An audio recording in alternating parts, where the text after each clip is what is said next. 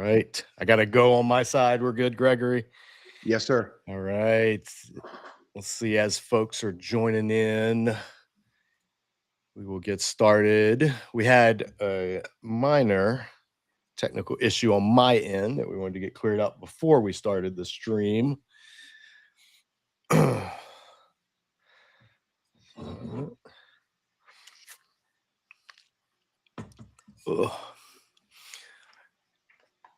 All right, Gregor, let me know. Let's see if I turn the chat on. It is live. I can see Okay. it on YouTube itself right now. Oh, I see Colton. Yep. I see Haley Lewis. Cool. Yeah, guys, jump on and say hello if you're in the chat. We're going to be giving away a lot of stuff tonight. This is our first open, Gregor, this is our first open mat of the year, man. For real? Yeah, we didn't do one this year. Holy cow. We had one, I think, in February. We were like, let's do it in February. And then we were both like, yeah, let's and then everything got away from us. So if we did one, I'm just blanking on it and can't remember, but I feel like this is the first one. So as folks are jumping on, so here's what we're going to do tonight. This open mat, we're going to try to, as always, we'll do some Q&A. I'm going to be watching the stream. Gregory's going to be helping me wrangle the stream. We may have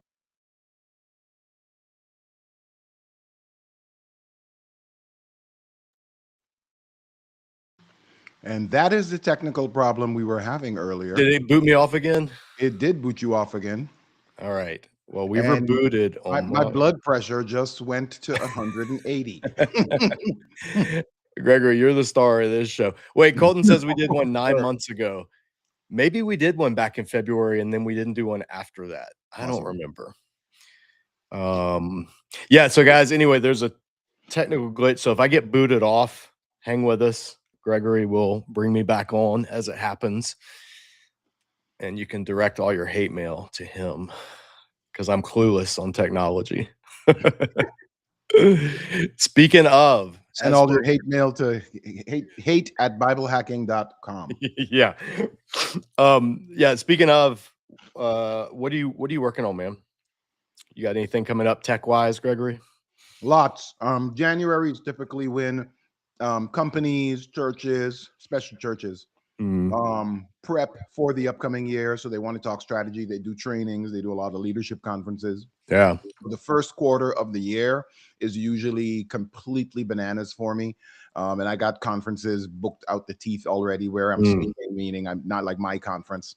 Yeah. I'll be speaking at a lot of churches and conferences and leadership conferences and some church leadership conferences about AI, about theology of technology, so to speak. How should Christian think about technology? You know, the typical kind of stuff I talk about. So it's going to be a fun year. As I get links to those things, I will always post them on social. So you can come and join me. I know for sure the end of January, somewhere around the 20th, somewhere thereabouts, there's going to be a huge one with about 10,000 attendees in Dallas. For sure, I'll be there. I just don't have pricing and link. Again, it's not my conference. Yeah. So yeah, I'll send a bunch of those links on my social as they post. So if you want to find them, if you're interested in coming to those types of things, follow me on social. That'd be awesome. Yeah, you should be following Bible hacking or hacker hiking, right? Hacking and myself personally as well. Both content duplicates on both of them. So yeah. Yep. Be following Gregory. Have you been able to use Logos AI stuff enough to have an opinion on it yet? I have an opinion on it. Because I haven't touched it. They offered me to upgrade, and I said if I'd review, and I was like, right now I just can't process another thing to learn and to mess with because I have such a stack of things to review. But if you've used it at all, what are your thoughts? Because people have asked me, and I'm like, I don't know. Let me preface this, and my preface is going to give everyone an indication as to where this is going. I love Logos. I spent a metric crap ton of money on Logos. The college that I did my seminary at was a Logos partner or whatever. So I also have a lot of Logos books through there. I probably got 20,000 books inside of my Logos. Like I'm really hardcore Logos, but their AI is not the greatest. Yeah. I get way better results copying and pasting my biblical references into ChatGPT, Gemini, Claude, and right now the leader for me is Google Gemini, and asking it to do stuff with it. Hey, you know, here's, and the key is always give the tool, the AI tool, the full context. So don't tell it, hey, I want to do a study on the first chapter of Mark. Right. Copy and paste the first chapter of Mark and give it to it and say, I want to do a study on this. Give me 5 questions, think up 3 great points, blah, blah, blah, blah, blah. Yeah. Yeah, I do. I do that religiously.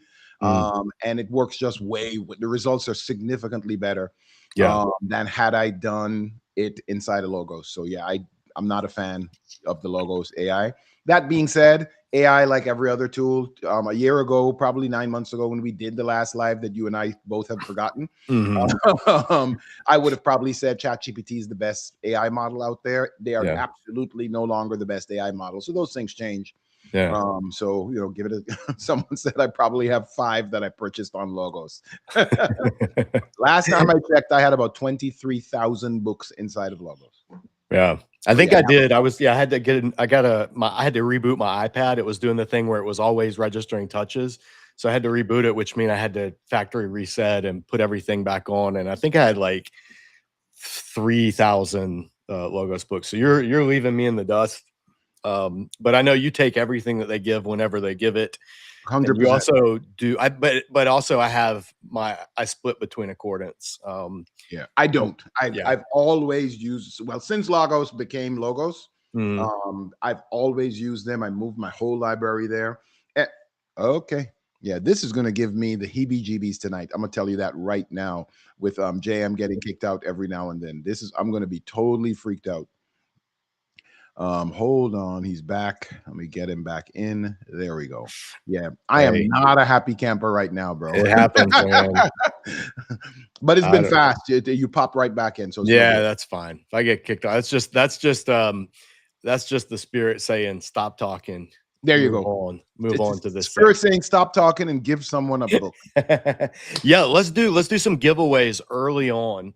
For those who jumped in early, we're going to give some pretty good stuff away. So the way it works, the way we typically do giveaways, if you win something on this live stream, guys, I cannot stress this enough. You have to email me. I can't magically give the books to you.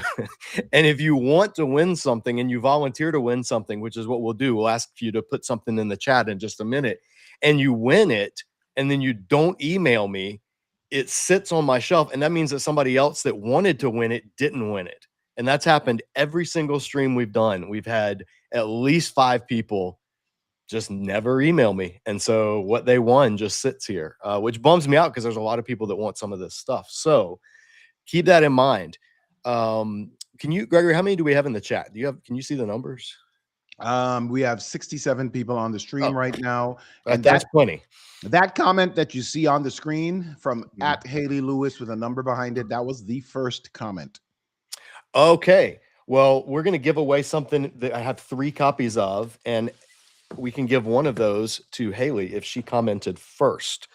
So the first giveaway that we're going to do, let me see if our overhead works. Does it work? Yep. Fantastic.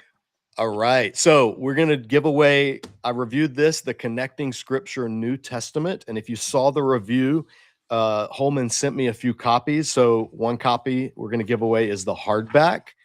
Then they also sent me this brown leather type edition.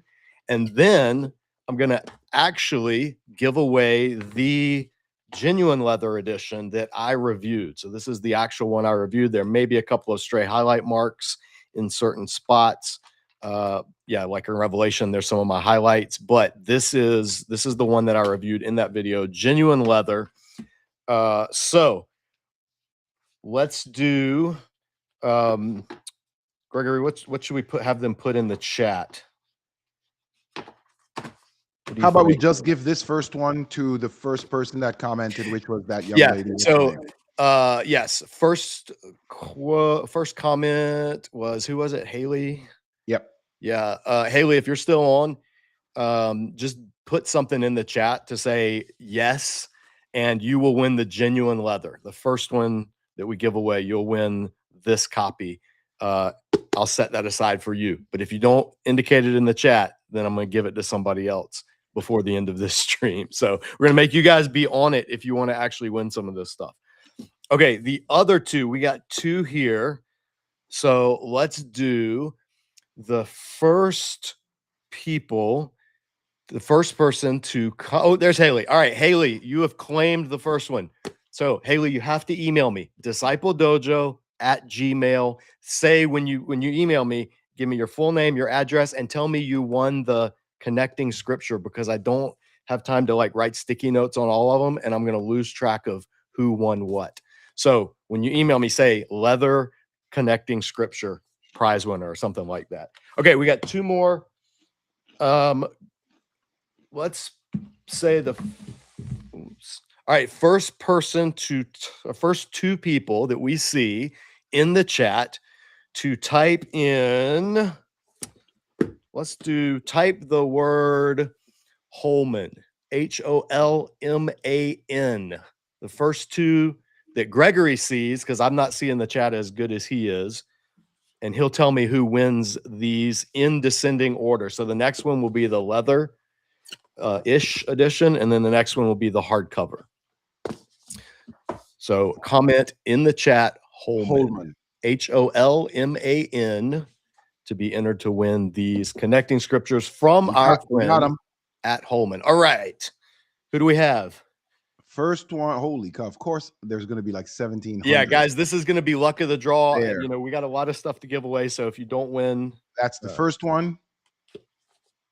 All right, the leather one. Yep, D Kai with a bunch of eyes, 98. Person that only has 5 books in her logos library. All right. So D Kai 98 was the first one. And the second one will be Watchtower. Oops, sorry, Watchtower Hunter. All right, Watchtower. Hey, it's Watchtower Hunter's birthday today. His or hers. I just see the name. 60th birthday. I saw them say it in the chat. So your 60th birthday, you're going to win the hardback. And the other is D Kali 98. Yep, correct. All right. So Watchtower Hunter D Kali 98. Email discipledojo@gmail.com and put Holman connecting scripture. And yeah, I'll try to remember who got which one, but just tell me which one you got and honor system. Okay. Next up, we're going to do a giveaway. This is a book that Gregory wanted when I showed him. And this is, we're going to give away a copy of Lost Words and Forgotten Worlds, Rediscovering the Dead Sea Scrolls. This is by Andrew Perrin. I have not reviewed this as a full review, but I have done some, I've mentioned it on one of the What I'm Reading episodes, but this is all about the history of the Dead Sea Scrolls, how they were found, what they are, why they're important. It's a really good book, and our friends at Lexham Academic publish it, and they sent me 2 copies for some reason. Sometimes that happens. They send me a review copy, and then somebody else in the same department sends me a review copy because they didn't get the memo. So I have 2. That means I'm going to give one of these away. So this one, let's say the first person to put in the chat. Gregor, you tell me when you're ready. I'm ready. Okay. First person to put in the chat, and it's got to be all capitals, DSS, Dead Sea Scrolls. DSS. Put that in the chat if you want to win this copy. Lost Words and Forgotten Worlds. And again, if you don't win, you can keep trying. If you do win for now, don't re-enter. Just because we don't want like one person that has a fast connection. Here we go. Colton was the first one. Oh, Colton Honeycutt. Colton is always on our premieres. When we do a premiere, Colton's always on. So I'm so glad to send this to you. Colton, just shoot me an email or Facebook. We're friends on Facebook. So you just message me and let me know that you won this one. I may or may not remember. Were we doing the first one or the first 2? What did you say? Just the first one, because I only have 1 copy of that. Gotcha. But we're going to do some more giveaways. This one, we're going to have... all right, let's do... I'm trying to figure out how to do All right, we're going to do a couple more Bible studies, and then we'll actually start giving away some Bibles. Since we just did one from Lexham, we'll do one more from Lexham. They sent me, this is from their Planted in the Word Bible study series. This is their 40-day Bible study on Mark. This is by Brian Vickers, and it is literally, if you want to do 40 days, I think this would be great for Lent, especially, but it just breaks up Mark into 40 sections for daily Bible study. There's study prompts. There's a prayer at the end, so you could use this for small groups. You could use it on your own. So we're going to give this one away to the first person who puts in, and then we're going to do some random ones later. Some of you that are wondering, because you're going to have a slow connection, we got the spin the wheel thing that we'll do later for some of them. But we're trying to get through these at first because I have a huge stack. So first person to put. Show that book on the camera, the overhead camera again. I want to see the name. Here we go. Mark. 40-day study by Vickers. Brian Vickers. Mark, 40-day study, the Planted in the Word. And this is also by Lexham Press. Okay, so the first person to put the word Mark in the chat, M-A-R-K, Mark, you will be registered to win this. Mark.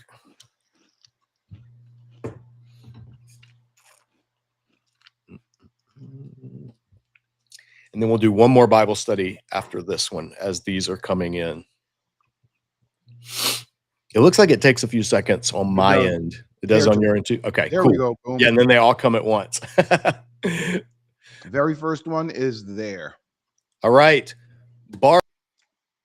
Barbara Lennon, 321. You are the winner of the Mark study called Mark, a 40-day study planted in the Word. And JM is back. Thank Jesus. There we go. This is going to be a reoccurring theme throughout the night, guys. Bear with us. Reoccurring nightmare for me. So, Barbara Lennon 321, email discipledojo@gmail.com and say Mark Bible Study. Give me your name and your address. You guys would be surprised. People would email me that they won and not send me their address. And I was just like, I don't know what to do with that. Someone earlier on in the chat suggested no superhero delivery. Yeah, I wish. Drop it off. Superman, someone. Yeah, they have slightly more pressing issues. Okay, we'll do one more, and this one I believe is for the ladies out there. So someone donated this copy of, how do you say her name, chat? How do you say this name? I see this name all the time on Christian Girl Instagram stories and reels, and I don't know how you say it. Is it Lissa? Is it Lisa? Is it Liza? How do you say her name? I don't know, but I know that people go bananas over her stuff. Turkhurst, I know that's Turkhurst. So anyway, this is a 40 days through the Bible, answers to your deepest longings. A viewer donated this for a giveaway. I know nothing about it. I'm not the target audience, but I know that she is a popular Bible study author. So if you want this, okay, everybody's saying like Lisa. Good. Good. I'm glad to know that. And I'm also annoyed at her parents for spelling it that way. Okay. If you want Lisa Turkhurst's 40 days in the Bible study, ladies or fellas, if you want it for that special lady, Gregory, give us a word. Suggest a word that they can put in the chat. Lysa with a Y, L-Y-S-A. Oh, wait, everybody's already done that. Or have they? Oh, no, they've done it the right way. Okay, yeah. First person to put her actual name, Lisa with a Y, in the chat, then you get to be the winner of it. All right. Forever Hallelujah asks, I just got in. Will there a chance to ask a question? Yes, but only if you properly use good grammar. Will there be a chance to ask a question? Yes. And we have a winner. All right, who do we have? New Horizon 43. New Horizons 43. Congratulations. You win Lisa Turkhurst Bible Study if you email me. So send the email discipledojo@gmail.com. It's on the screen now. For all of our giveaways, that's what we're going to do. Remember, when you email what you won and your physical mailing address. Email is on the screen. Yes. I need a name. I need where to send it. And you have to tell me what you won, because we have a stack of this and I will not remember. And it's on the honor system. So don't just write and say you won something random. I may not catch it, but he will. Okay. Let's do a question. Let's do a couple of questions. We always do this. So for those of you who have never done open mat Q&A, oh, that's a good one. Rashard just asked a good question. For those of you that never done open mat Q&A, what we do open mat in jiu-jitsu is when you come to the academy, a bunch of people come up and just train. There's no structured lesson. The teacher's not teaching anything. You just get to train and work out and drill what you want to drill. And it's very free flowing. So that's what open mat, these live streams that Gregory and I do, they're very free flowing. You're welcome to put questions in the chat. Gregory will help me keep an eye on ones that are interesting that pop up that we may want to address. Sometimes we get to a lot of the questions. Sometimes we aren't able to get to. It just depends on how many of you are on the chat right now. And we've also got a ton of Bibles to give away and a few other things as well. So we're going to do those, but let's do a question or two. Richard asks, and he asked both of us. So Gregory, you'll have to answer as well. What's y'all's opinion of the Legacy Standard Bible? None MacArthur editions. I don't know what you mean by none MacArthur editions. Because John MacArthur, I think, isn't he the main guy that made the Legacy Standard Bible a thing? Like, he was not happy with the changes of the NASB 2020, and so it was like, we're going to make our. I feel that may not be accurate. I'm not in that stream of Christianity of the John MacArthur.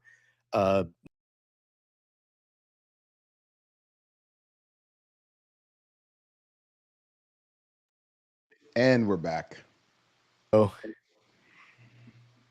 you were saying you're not in that stream of Christianity, JM, the John MacArthur.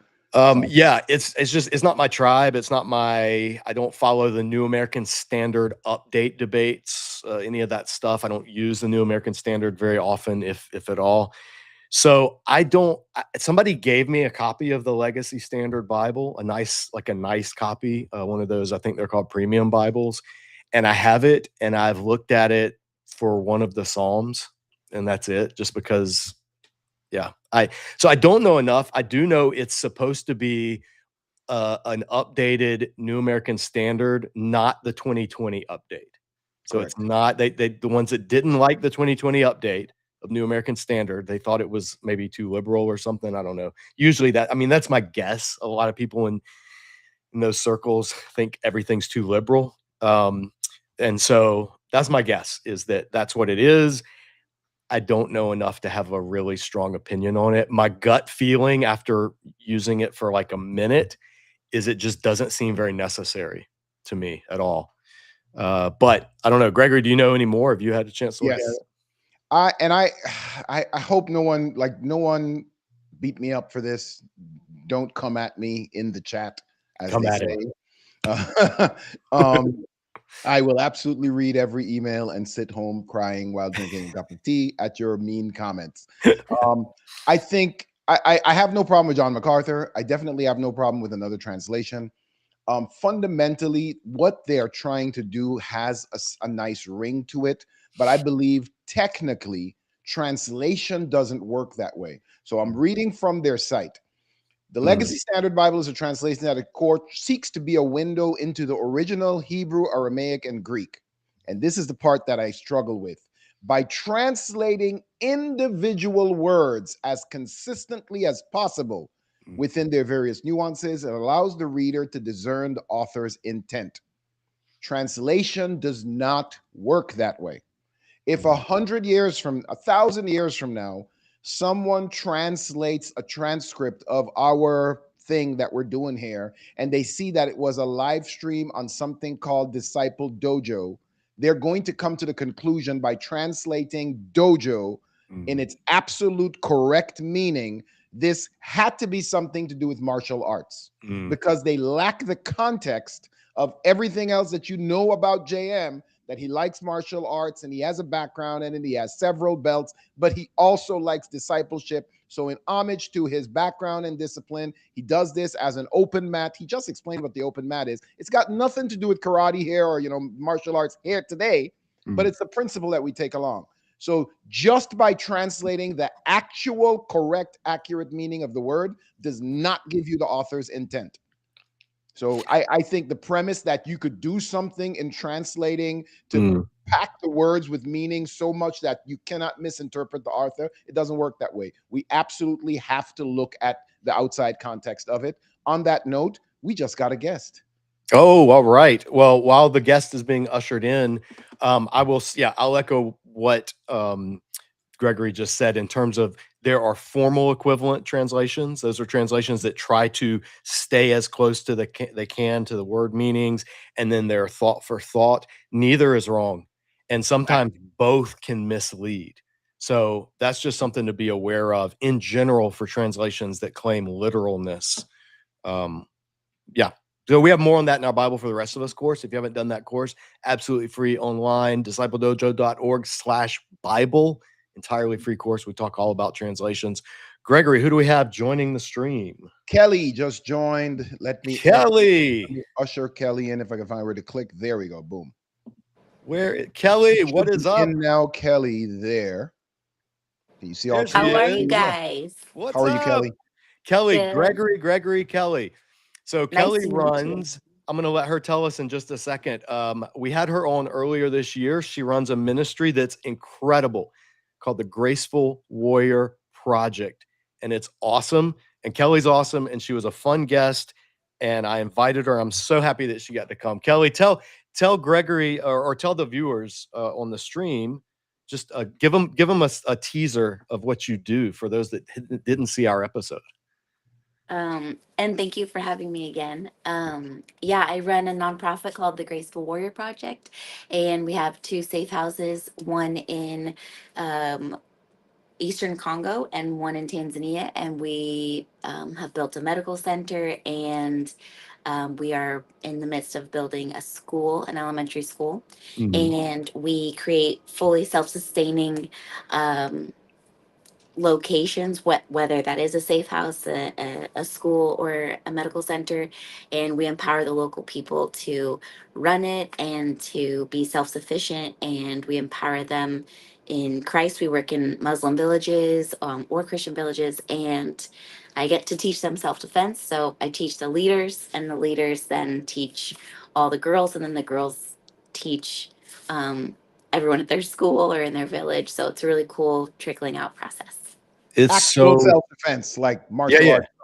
That is awesome. Yes. Yeah. She's a warrior woman, and we love it. If you're not following her on Instagram, go follow. It's the Graceful Warrior Project, right?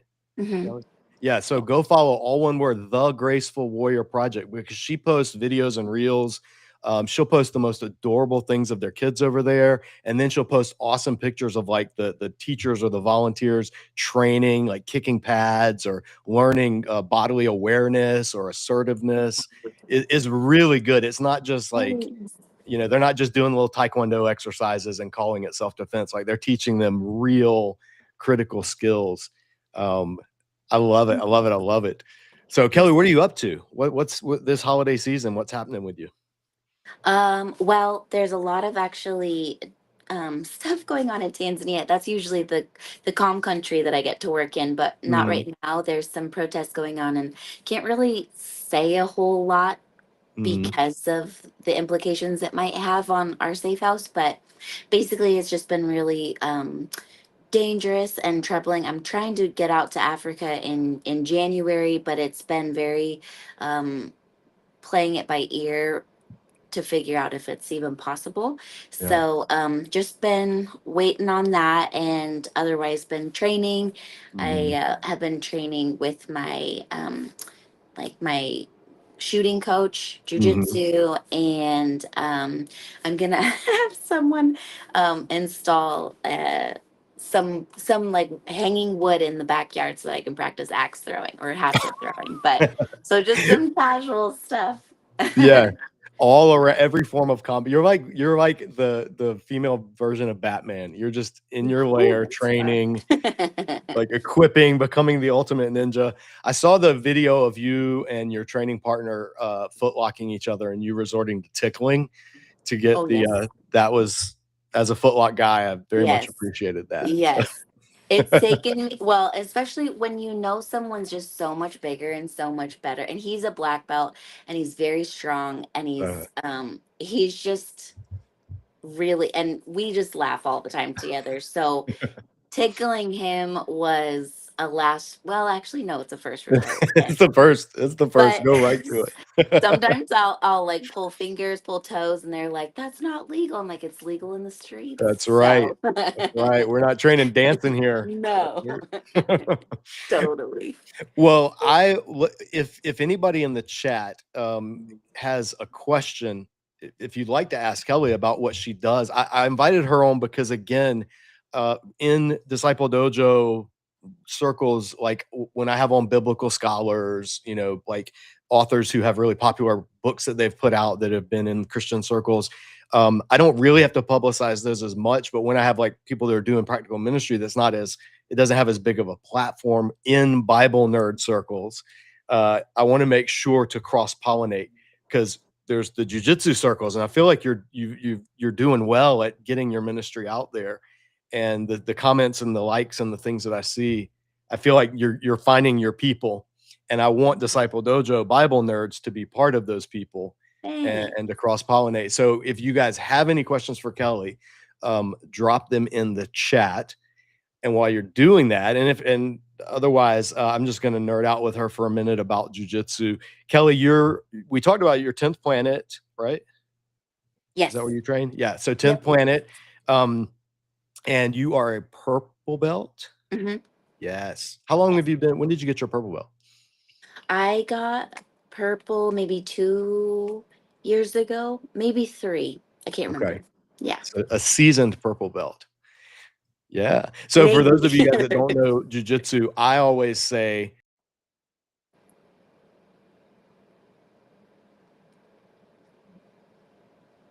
oh, sorry. I lost you for a second. No, it's my computer's been kicking me off, and Gregory's juggling and dealing with it. Oh, no. It's the headache for him. You're muted, Gregory. I can't hear you. Yeah, it's not you at all, Kelly. It's 100% JM. Yes. Okay. It's my computer. Drop the sentence, and we do have a question for Kelly when you're done. Yes. Okay. So I was going to say, guys, if you don't know martial arts, purple belt in jiu-jitsu is roughly equivalent to a black belt in judo or karate or a number of other martial arts in terms of time it takes. So if you ever see a purple belt, it's not like Dwight on The Office when he was beating up kids and got a purple belt.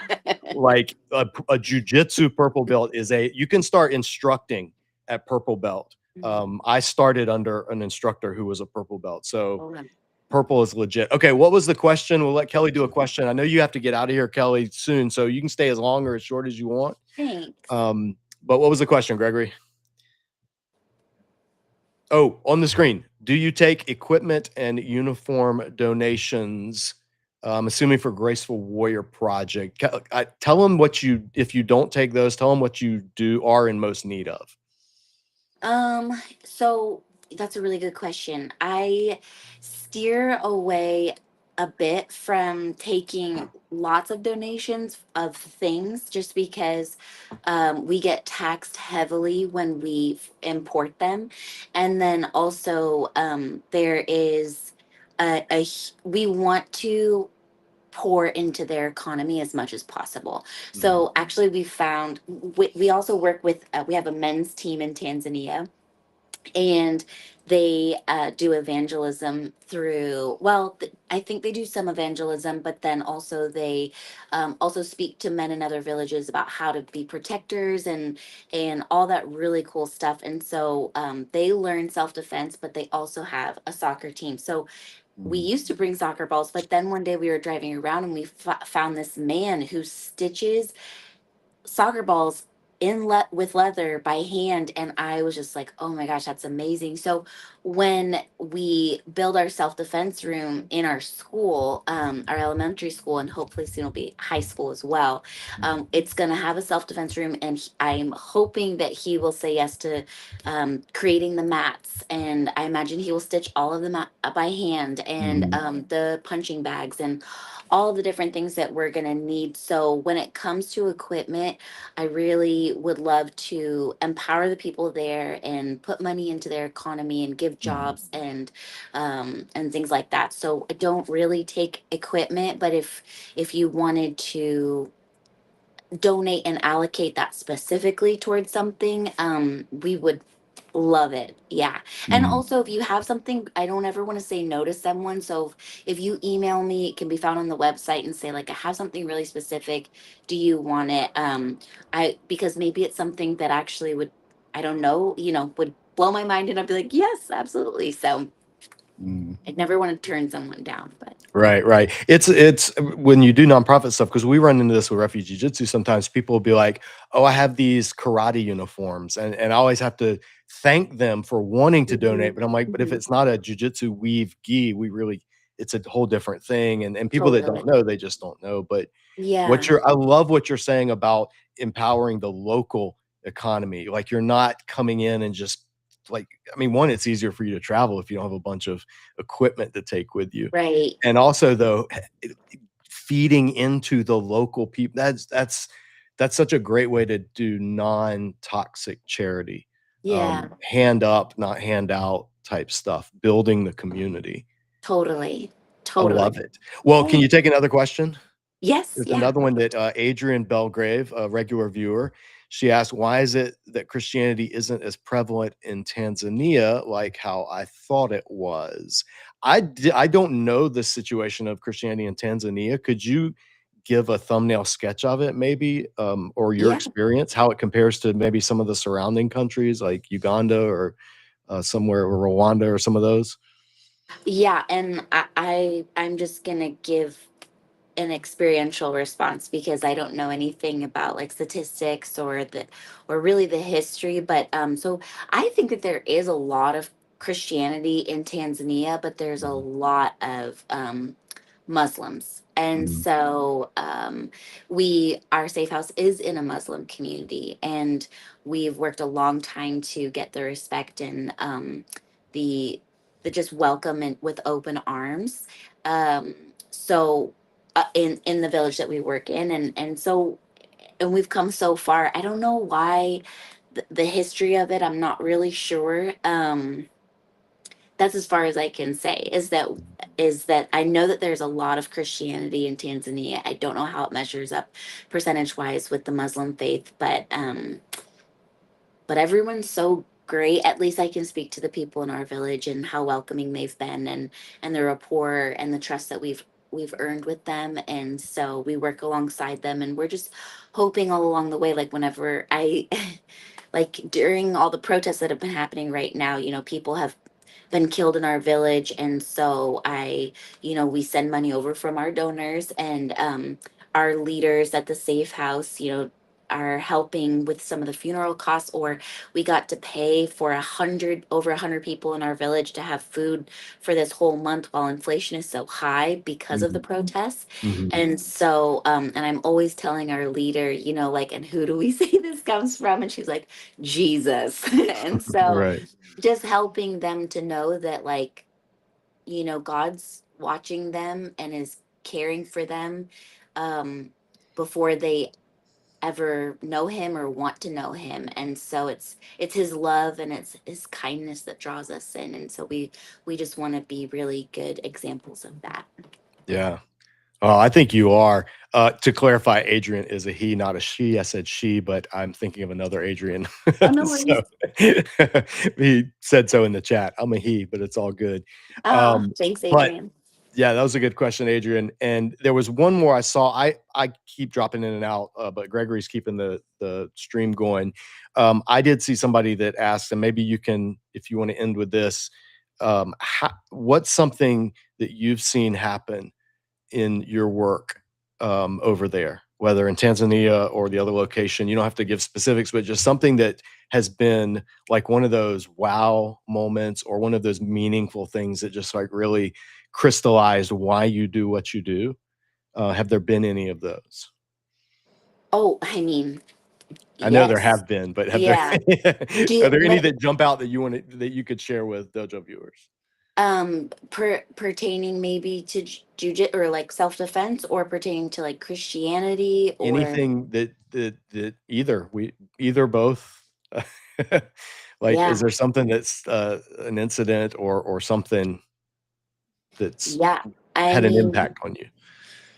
even when I was first teaching, when I lived in Congo, teaching self defense, and the women would come back and just say, like, because it's the rape capital of the world for those who Mhm. don't know, and it's a third world country, and it's a war zone. And right now, it's like very, very high stakes. The rebel armies have taken over the city. And so, there, I mean, imagine being a woman and you're in a culture where you don't even feel like it's appropriate to make eye contact with a man. You're always looking at the ground. Mhm. So I I remember just teaching and just feeling so inadequate, and like there must be someone so much better than me. And I just remember women coming back and saying, like, I just feel like walking around smiling, and I feel like I have tools, and I feel so confident. And also in my head I'm thinking, like, am I giving you false confidence? But um because I don't, yeah, it can be such a confusing thing. But at the end of the day, I think um I I want someone, I always want to give someone as many tools as possible. Um so that, like, even how I was talking to you before, how I'm practicing like hatchet throwing and like with ARs and doing jujitsu and boxing. I have a punching bag in my room and I do 100 teeps a day. Mhm. And so it's not that I think like I'm invincible. It's just that I think that women, particularly, are pretty vulnerable. And so, just what does someone say in my class? I says, like, always just becoming a little bit harder to kill. And so, just giving someone tools to say, like, you use it however you want. And, and I just want people to feel empowered. So watching people, and then also you're helping heal someone in that sense. And then when the men's team, just hearing how they go out to, well, yeah, hearing how they go out to other villages and help teach other men how to be really great leaders and to protect the women and children. And they take so much pride in it that they made soccer jerseys that say that. And Mhm. so it's just like, sometimes you stand back and you just look and you're thinking, oh my gosh, like, yes, like you're just feeding a flame that exists in everybody, but you're Yeah. helping it, you know. And so I just I'm so thankful. And the fact that we're building a school is just beyond me. Like, I didn't graduate college. So I'm hoping to travel to Thailand and Bali and a few other places where they have some really great schools. And I'm hoping in January. And so that I could just, God has called me to do things that I feel extremely unqualified for. And so but I've watched God use me over and over again. And so I'm so thankful for that. And I know that it's all Him. And I just have to keep saying yes and allowing Him to use me and grow me. So, like, I don't know about schools. So I'm going to go Mhm. learn about schools, and just keep showing up and doing the best that I can, and in a humble way, and just being as transparent as possible. So, yeah. Yeah. I love it. I love the idea of you're not just teaching women and girls how to defend themselves. You're also teaching men how to be defenders and protectors alongside them. It's truly a vision of what humanity was created for. You know, women, the man and the woman. The woman was an ezer kenegdo, an ally suitable for him. And that was the vision. And of course, in the fall, that gets distorted and down through the ages, we've had people that the rift between men and women and gender-based violence. I mean, we have an idiot in the comments making stupid posts in random Bible verses about women. Just there's such a toxic mentality that so many men have inherited. And even in church circles, sadly, it gets perpetuated. So seeing ministry, people in ministry doing things like what you're doing is just absolutely crucial. So I want Disciple Dojo viewers, guys, I want you to support Graceful Warrior Project, the Graceful Warrior Project. Go follow her on Instagram.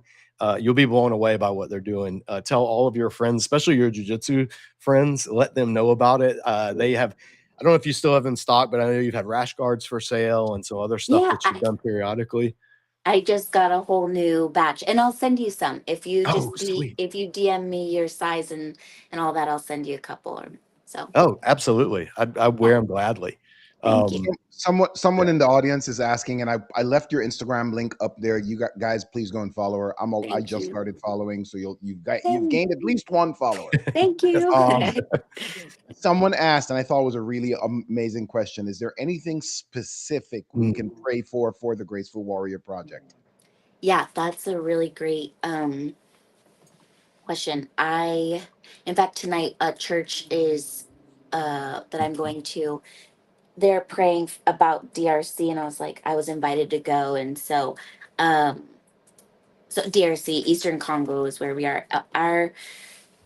Our leader is wondering if we should create a second location. And I never want to say yes or no to any, like, I'm like, okay, God, what do you want to do? Because rebel armies can move. And they moved into Goma earlier this year, and we moved almost 40 mostly kids out, and then they wanted to go back because just they're so used to war. So but now they're exhausted, and so should we create a second location?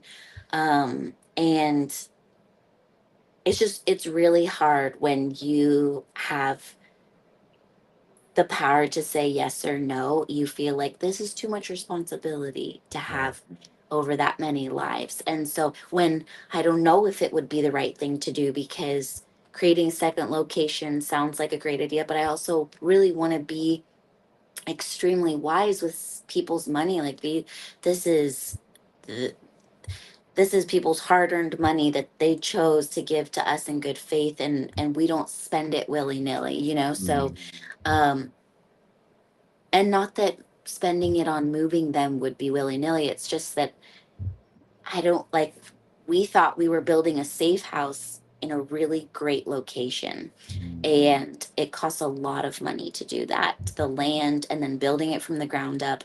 And now here we are a few years later, after we thought that was the safest location, thinking of moving them. And so it's like, will it just be repeating itself? So I'm really praying for wisdom for that and what the Lord would have us do. And I know that if He wants us to move, that He would give us the money and the location and all that stuff. But yeah, it's a lot of pressure, and I want the Lord to be guiding the entire thing. I want it to be so black and white. So thank you. Yeah, well, Dojo viewers, be following Kelly. Pray for Kelly. Pray for the ministry, her workers, the volunteers. They're doing awesome stuff. So, Yes. Kelly, thank you so much for stopping by. It was Thanks, great to Jimmy. see you again. Yeah, I always appreciate you just trying to get the word of what we're doing out there and encouraging me and us, and just the validation. It means a lot. So I'm just so Yeah. thankful for you guys. Well, we're on Team Graceful Warrior Project Thank all the way. So you keep it up, and Thank yeah, you. Thank you. we'll God stay in bless you touch. guys. Sounds good. Bye. Bye. All right. Good stuff. Awesome. I'm so glad, guys. Check the episode with Kelly. It's called "She Teaches Jiu-Jitsu in a War Zone," or something like that. And it was such a good discussion we had. You can hear all about Graceful Warrior Project. All right, let's do another giveaway. What you say, Gregory? 100%. Let's make it pop. You got the wheel? Can we spin the wheel? I do have the wheel. We can spin the wheel. Let's do a couple of. Let me do this. So I reviewed recently. I've reviewed a series of Bibles for people that have dyslexia or visual input issues, audio, visual, sensory, something like that. And so I've actually got 5 of these. There we go. Sorry. So I've reviewed all of these on the channel, and for some reason, again, Zondervan accidentally sent 2 instead of 1, but the Clear Focus Bible was one that I've reviewed that uses what they call bionic font. I think that might be a little more marketing than legit, but I think that's the one that I'm thinking of. One of them. Anyway, it is, so you can see. So basically, they weight the letters differently. Like the main letters you need to understand a word are in bold print, and then the other letters are not. I don't have dyslexia. I don't have the sensory input issues, but apparently this, and then they break up, like all of them. They break it up into small, short paragraphs, short sections. So for some people, I don't know, this may be super helpful. But they sent me a couple of these. They sent me one for kids in the NIRV, the New International Readers version. Same thing. It's just in the NIRV translation. So I have 3 of these to give away, and this one's got a cool cover. It's like real tactile, and I think it's called Duotone. It's whatever that soft kind of rubbery feel. And then the CSB, the folks, our friends at Holman, they have theirs uses a different font where the letters are all slightly different, letters that easily get flipped, like a D and a lowercase p. For some people with dyslexia, their brain flips letters or mirrors letters, and so the font that they use subtly distinguishes those letters so they don't get flipped as easily. And Holman's also comes with these color overlays that help people with visual stimulus issues. So we did in the interview, there's these they're colored sheets, different colors, and you find one that works for you because everybody's different, but it's to lay over so you can read easier without the visual stress. So I've reviewed all of these on the channel already. And like I said, I do not have dyslexia, so it doesn't make any sense for these Bibles to stay here with me. It'd be better for them to go to people that actually could benefit from them. So what I'm going to ask you to do is, if you enter, we're going to spin the wheel and we're going to pick 5 winners. We can do that, right, Gregory? Yes, we can. Yeah. So we can pick 5 winners. The other one was the ESV. And again, it's the same thing. It has the color overlays. And it has, I think the ESV uses the same font as the one from Holman. So the Holman one and the Crossway one are very, very similar. The Zondervan ones are the other font, the bionic reading font. Yeah, that's what they call it, bionic reading method. So we'll give away 5 of these. Let's say for you to enter, what I ask you is, don't enter unless you know someone or you are someone with dyslexia. So that way these get to view. I got a lot of other Bibles that we'll give away. I just want to make sure that these go to viewers or readers who actually have dyslexia or know someone that does. All right. So let's do, we're going to have, what did we do last time? 60 seconds? That was enough time, wasn't it, to get names? Absolutely. Yeah. So for the next 60 seconds, put in the chat. Please do not make them spell dyslexia. I was gonna make it even be like, spell dyslexia. No, I struggle to spell dyslexia.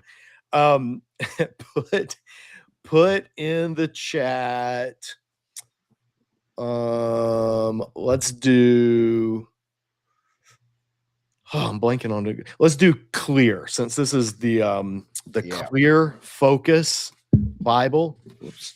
So put, for the next 60 seconds, this is open to everybody. Please just enter one time.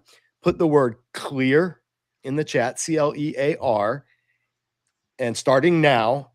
And Gregory is going to grab all of those who put clear, and he's going to enter the names into a big wheel that we're going to spin. And then we're going to pick out 5 winners. So while we're doing that, I see some of them coming in.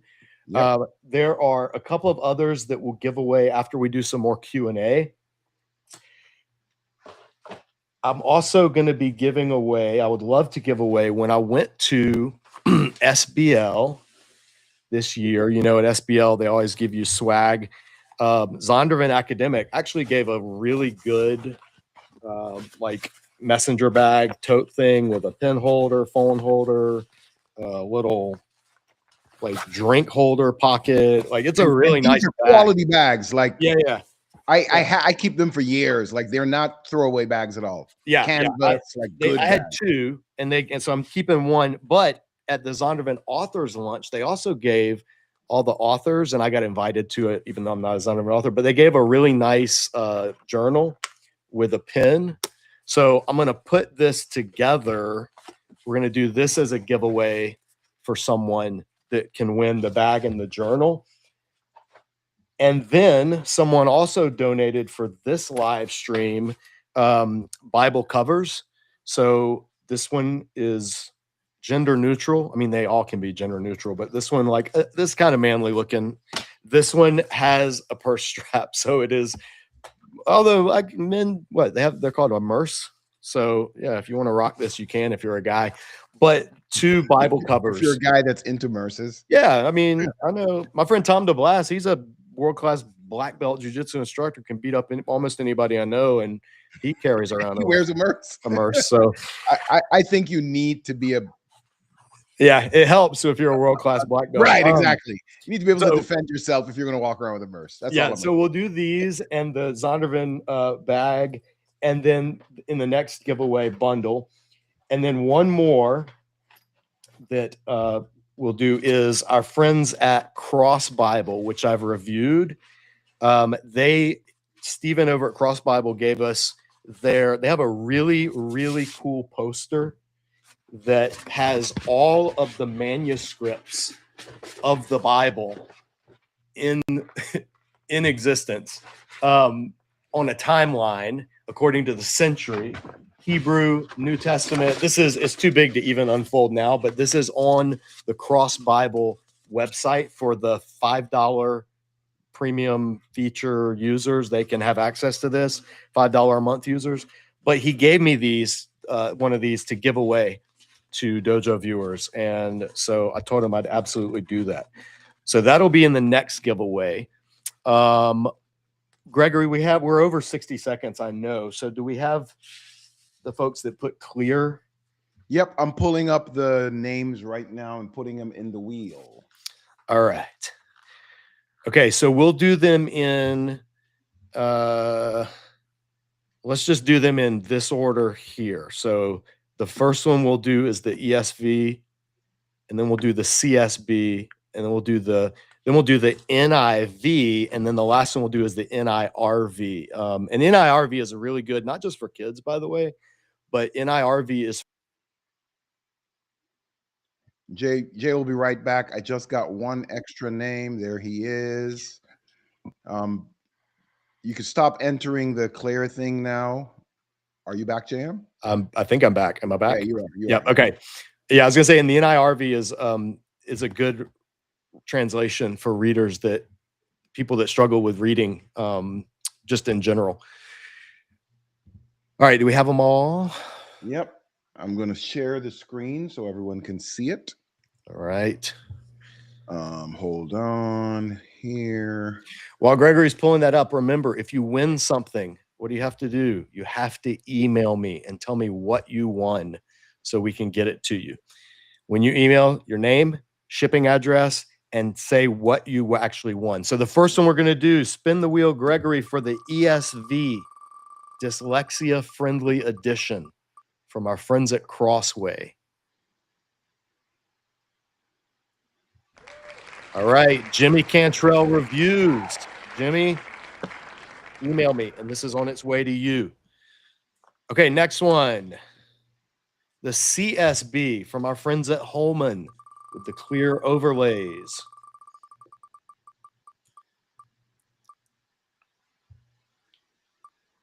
Ooh, that was close. Oh, that was. Ischo, you are the winner if you email me. for the CSB. Okay, let's do the 2. Just do 2 back to back, if you don't mind, Gregory, for the clear focus.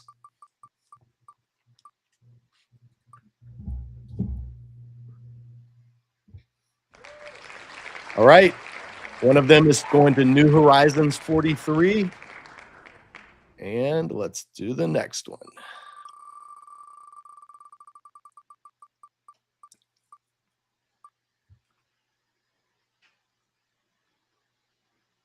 All right. S. Bosch 12. These are on their way to you. Email discipledojo@gmail.com. Do it right now so you don't forget. Okay, last one. The NIRV, Clear Focus, the Bible for Kids. Who is going to win?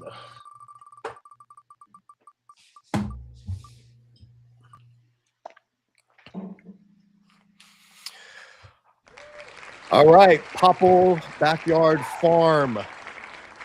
This one is headed to you. Got to send me the email. Remember when you're emailing, guys, let me stop sharing screen now. We're done with the wheel for the time being, right? Yes. Gotcha. So let me first figure out how to turn that off. Boom. Okay, wheel is gone. All right. And let me put you back up here. There we go. Remember, guys, email. The email is on the screen. Email your name and address, what you won, yes, to discipledojo@gmail.com. We're not going anywhere. Keep the stream running in the background. Go and send that email right this second before you do that. It would be great for me to be able to ship all of it out at once. Exactly. Because I can print the shipping here, but I have to take it to UPS or the yeah. So also we should have said this before. We say this every time. It's got to be a domestic shipping address. If you are an international viewer, I'm happy to get it to you. You just have to have somewhere in the US that we can send it to you. Otherwise, it's prohibitively expensive to ship overseas. And I wish it weren't. And I wish Disciple Dojo had the funding to ship all over the world. But a $20 Bible can cost like $75 to ship overseas, even if it's just to Canada or something. So we can't do international shipping. So if you do win and you have someone in the States who I can ship it to, we've done that before. Had somebody in the Philippines, worked on a cruise ship, said, "Oh, my sister lives in, Denver or something. Can you send it there?" I was like, "Absolutely." So I'm happy to do that, but we just cannot pay for international shipping, and it's not worth it for you to pay for international shipping. Want to take some questions? Let's do some questions. You got a doozy of a question. I think this is right up your alley. Oh, pressure. Yes, lots of pressure. All right. The only guilty man in Shawshank. Oh, Red. I love you, buddy. Okay. Why do study Bibles talk about who wrote the first books of the Bible as if Jesus doesn't say it was Moses? That's a good question. And it's a little more complex than just Jesus saying it was Moses. Because by the time of Jesus, well, there's a couple questions in there, but one, by the time of Jesus, the first 5 books collectively were known as the books of Moses.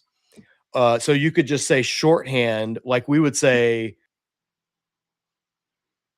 Yeah, I have thoughts on this. Until JM gets back, I'm not going to answer this. So stand by. Here's JM. He's back right now. You were saying, JM, we could say, I was saying, I have thoughts on this. Ain't no way I'm answering this question without you here.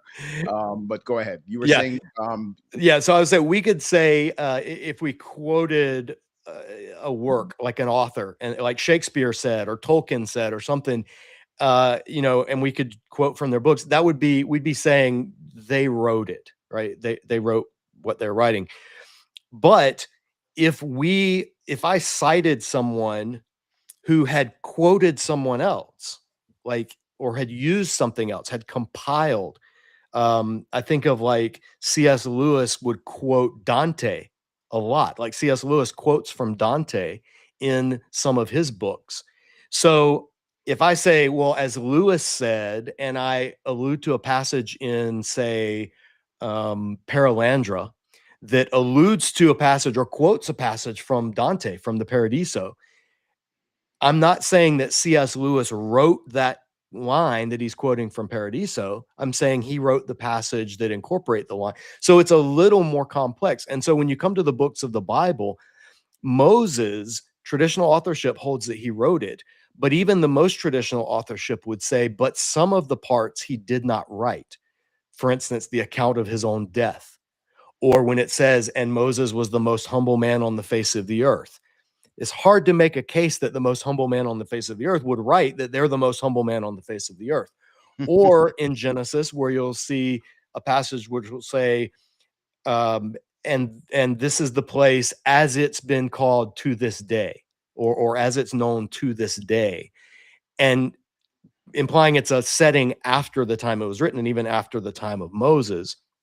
So those type of issues make it a little more nuanced than just, oh, well, Moses just went up on the mountain and then he wrote all of Genesis. Rather, it's more likely, or some people would argue, and different study Bibles take different positions, it's more likely that Moses, if he was the one that compiled the books in their close to final form, he was using other sources. Like Moses wasn't the first person to hear about Yahweh. He wasn't the first person to know about Abraham, Isaac, and Jacob. Those stories would have been passed down. The stories probably would have been written a lot earlier in some form, in some type of, maybe Paleo Hebrew or some other common language of the day. And even going all the way back, the stories of like the incident at Babel or the Table of Nations, or even further back, the further you go back in the stories in Genesis, the more resonance they have with the other tales, the other epics in the ancient Near East. And so there's a strong case to be made that Moses was compiling, that he was speaking, that maybe even he didn't write, but maybe Joshua or a scribe that he had was writing certain things down. And so the books came to collectively be known as the books of Moses. But yeah, Jam will be back here in a second. You know how that runs by now. There's more thoughts on that. When Jam comes back, I'm gonna read a passage for you. You're back, Jam. Fire away. Where did I drop out? You were explaining that it's not as simple as everyone thinks. Yeah, so what I just said is a very conservative view. It's not like a liberal view to say that Moses used sources, that he compiled. Almost all conservatives would acknowledge that, and a lot of moderates. Where it starts to get into more revisionist, more progressive, more secular, more academic, not academic, it's not the right word, more documentary type approaches are when it starts to say things like, well, Moses didn't write any of the books, and they were all like Deuteronomy was discovered in the 5th century or 6th century BC and presented as if Moses wrote it, but it's really the priestly authors that are writing there. So those are when you start like documentary approaches, and they all vary widely. There's not one monolithic approach. It doesn't matter how confidently a scholar will tell you, it's just not true. There are many different approaches to it. And then within like general, broad, moderate, evangelical, even conservative, you can have multiple authorship, but still being under the aegis of Moses as the compiler, as the author.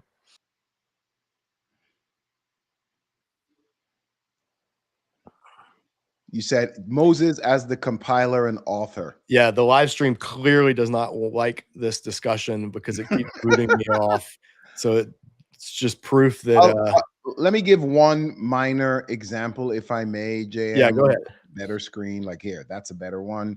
And let me do that as well. I'm reading here from Genesis 14:14, the story where Abraham, where Lot got captured by some king and Abraham had to go and save him. And Genesis 14:14, I'm reading from the ESV. When Abraham heard that his kinsman Lot had been taken captive, he went forth with his trained men born in his house, 318 of them, and went in pursuit as far as Dan. The Amplified version says, when Abraham heard that his nephew Lot had been captured, he armed and led out his trained men born in his own house, numbering 318, and went in pursuit as far north as Dan. The problem with that is, obviously, this is a narrative explaining Abraham. Dan is what? Abraham's great-great-great-grandson? Like Dan way after. Dan's one of Israel. Dan wasn't a thing yet. Yeah. And yeah. the fact that Dan was a city far north in Israel, in the promised land, if I remember correct, that didn't happen until Joshua or maybe After. Judges, or Yeah, like it was super, super late.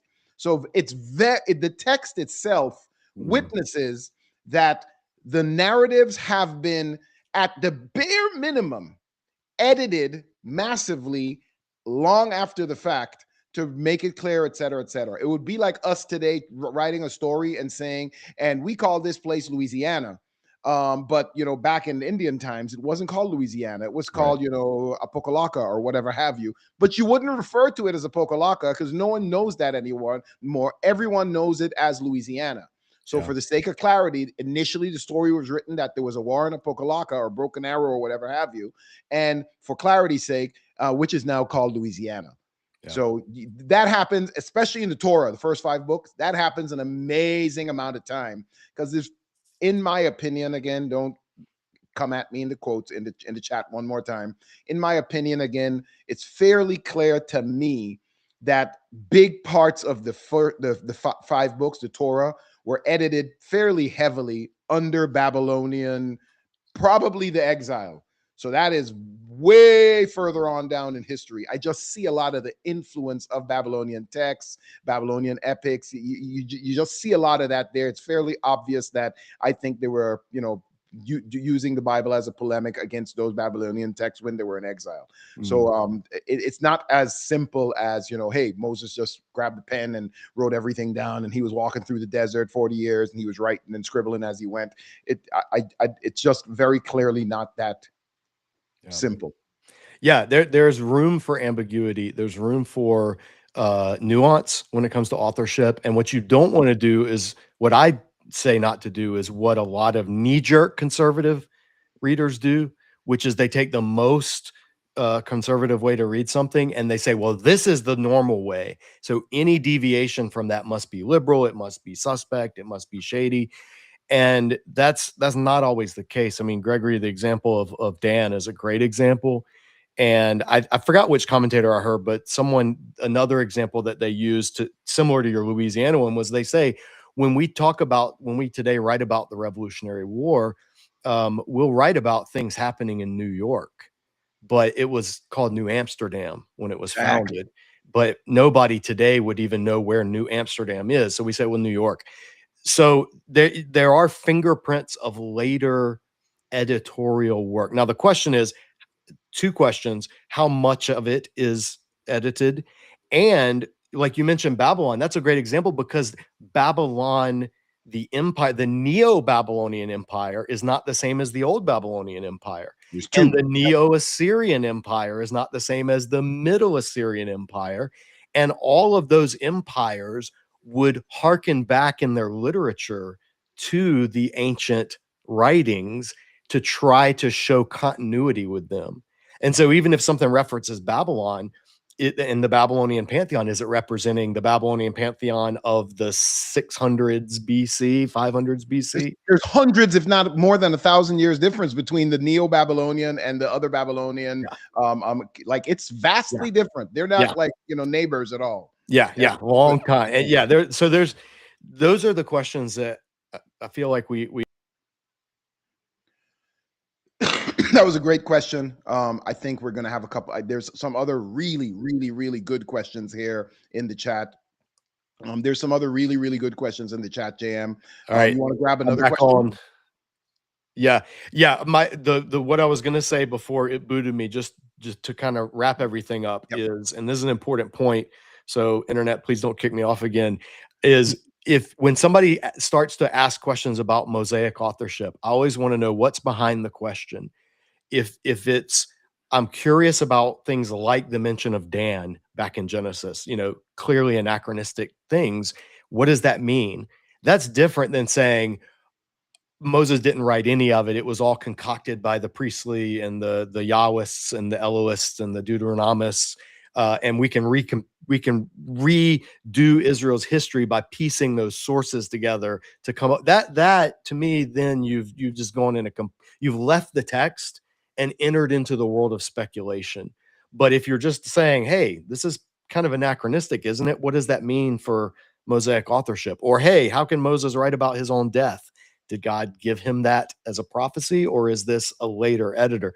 Those are just two very different attitudes, and they lead to different questions. Awesome answer, JM. Okay, what were some other ones? Got a really tough question here. It's on screen right now for you. Oh, no. Is y'all grammatically correct? No, there's no apostrophe. It should be a Y apostrophe. This is what's called a contraction. Just like we say the word isn't. Is not. Well, y'all is you all. So you take out the O and the U, you put an apostrophe. It's not Y-A apostrophe L-L. That is incorrect. It is Y apostrophe A-L-L. Y'all. Glad we can clear that up. For those who follow, I know she's a frequent guest of your channel, Carmen Imes.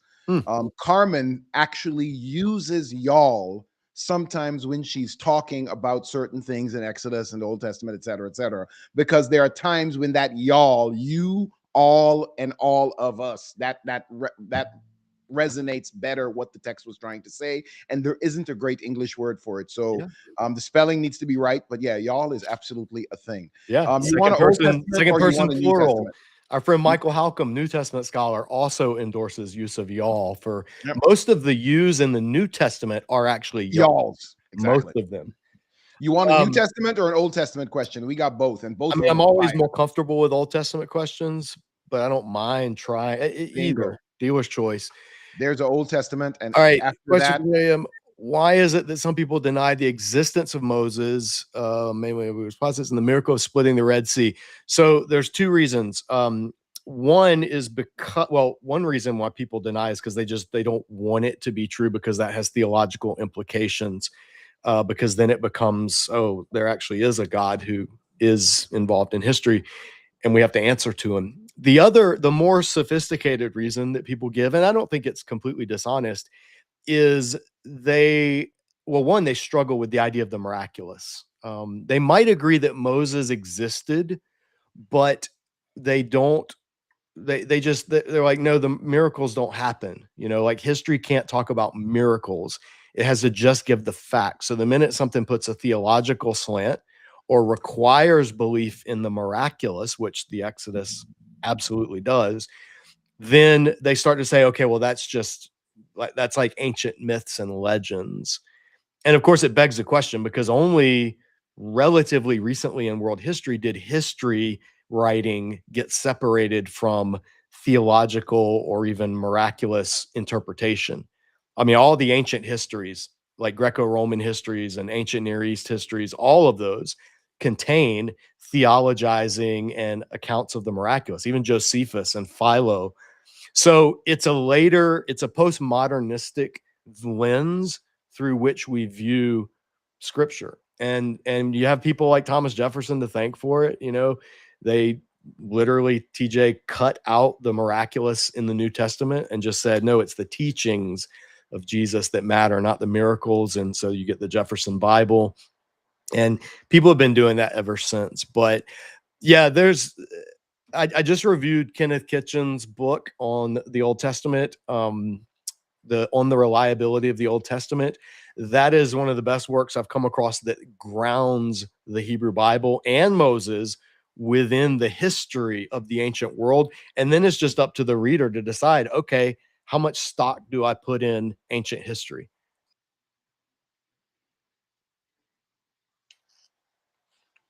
Yeah, anytime you talk about history, the stream goes bananas. Yeah, right. I'm noticing it. It does not want. It wants documentary assumptions. Exactly. To say something good about JEDP. Yeah, right. The internet will calm down. Let me, while you're composing your thoughts, if I may, I'm going to drop an article in the. We're talking about the whole Moses thing, and scholars and I like history. JM and I were talking about this book before the stream started. This is a Christian book. Well, it's written by a Christian, but it's very much historical. It's by a historian. Super cool. So I'm a fan of history. So when you ask historical questions, I have thoughts on it. There's this foundation called the Armstrong Institute of Biblical Archaeology. They are real archaeologists. Like, this is a scholarly academic archaeology area. And they have this article about, and I just dropped it in the chat.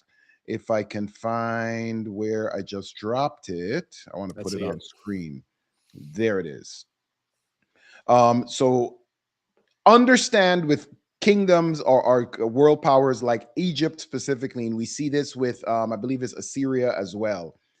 Their history is often tailored to make them look the best. Like we have documented proof of that. We have, and I mean, take the Bible out of the equation. There is historical records that have been verified by professional archaeologists that are atheists that demonstrate Egypt will go to war, they'll lose, they'll go back and they'll write the history and said, we did great in this war, but they'll leave out parts. You know, we went to war and we came back home and it was amazing. But they don't say we went to war with 100,000 people. We came back home with 1,000 people. They leave out that part. So from their history books, it looks amazing, and you don't get the detail of something bad happened. The Syrians or the I can't remember who it was, but there was this group of people that laid siege to Jerusalem, and the Bible describes it as the angel of the Lord came down and slayed. I think it was 180,000 of them in the night. Sennacherib. Thank you, Sennacherib, exactly. And their history relays a part of that story, that they went to war and they came back, and didn't say 180,000 of them. They just said, you know, everyone got sick and we came back home. And shortly afterwards, you know, there was an assassination and the king died, and it is what it is. So the history of the country itself oftentimes is tailored for the country. So a character like Moses to the Egyptian history, you better believe they're probably going to leave out parts of that. Like a guy comes and takes their whole slave population and walks out the door with them, while killing, you know, through the army, through the hand of the Lord, killing the firstborn of all the men in Egypt. Like, yeah, that story is probably not going to be verbatim in their history. That does not mean that it didn't happen. So this article about this gentleman called Senenmut was a good example of, you know, someone that in Egyptian history, they literally found this guy that by the Egyptian historical records was not an Egyptian, ascended really, really high into Egyptian royal status. And then like he had a whole gravesite built for himself and the whole kit and caboodle. And then around 1430 BC, he stops being in the historical records. And they found his gravesite, and his gravesite is empty. So some archaeologists are surmising or proposing that might be Moses, because even the Egyptian records say it's kind of odd that this non-Egyptian got so high up into the Egyptian royalty and they speak of him so highly, and then suddenly he disappears and you don't even understand where he died, where he's been buried, or what happened. So like I said, there's nuance to, you know, who is this, where's Moses, and was Moses a figment of the imagination? There are some scholars that say it's completely made up. Most Christian scholars will tell you it's not completely made up. Yeah. There's a wide range of views on a lot of issues involving archaeology. Archaeology is as much of an art as it is a science. And so I always tell people, hold things with loose hands. Gregory, check the chat. We have a special guest that's popped in. Ooh. That needs the link to the stream. Oh, sorry. But yeah, when it comes to archaeology, any questions about that? It's very important. Archaeology can contribute more lines of evidence, but it's very rare that archaeology can settle detailed questions. It can give levels of plausibility, but it always is to continue. What a terrible time for it to drop out. I am about to send the link to a guest that wants to join. So we're going to have a guest here in like 2 or 3 seconds. All We're right. going to have a guest here in 2 or 3 seconds. I'm sending the link to a very, very special guest who, of course, probably if you're paying attention to the chat, you figured out who it is. So stand by. And those of you that are jumping on to the stream, since we've gotten started, we are plagued by the technology demons that keep bumping me off.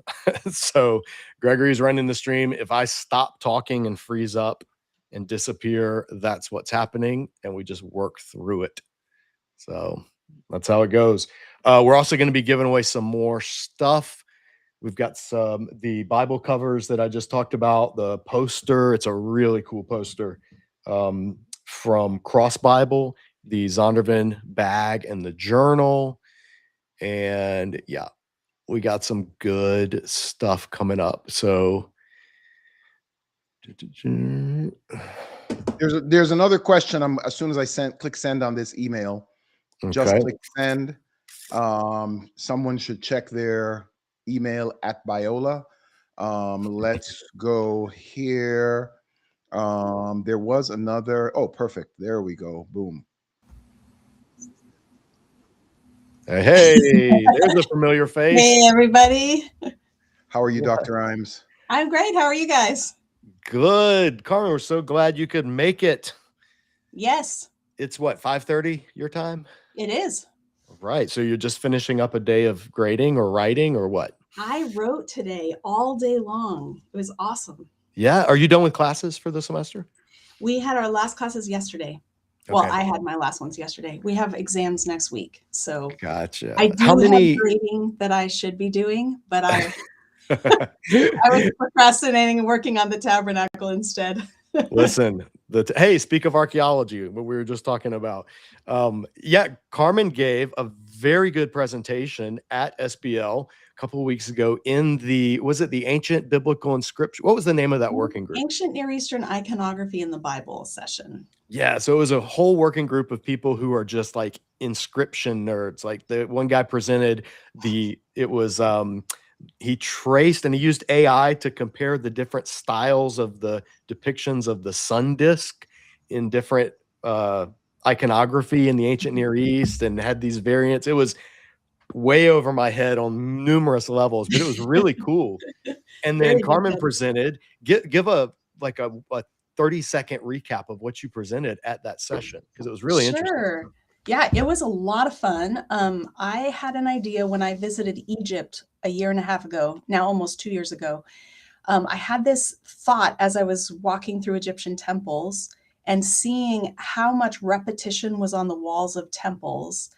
I just realized there's something going on a monument, some kind of visual effect of repetition that I see happening in the biblical text. So I had this crazy idea. What if the Bible's depiction of the tabernacle is functioning as a verbal monument? Mm-hmm. So instead of doing source criticism to figure out what are all the little pieces and parts that have been put together, what if instead we looked at the overall impact or effect of having so much repetition and having so much space devoted to the building of the tabernacle? So I wanted to explore how the tabernacle structure instructions were designed and see if it sort of absorbed the function of Egyptian monuments. And what I decided was that it's not just the tabernacle instructions, it's the entire book of Exodus. So the entire book of Exodus, it unfolds in three major stages that map onto the three stages of narrative logic in an Egyptian temple.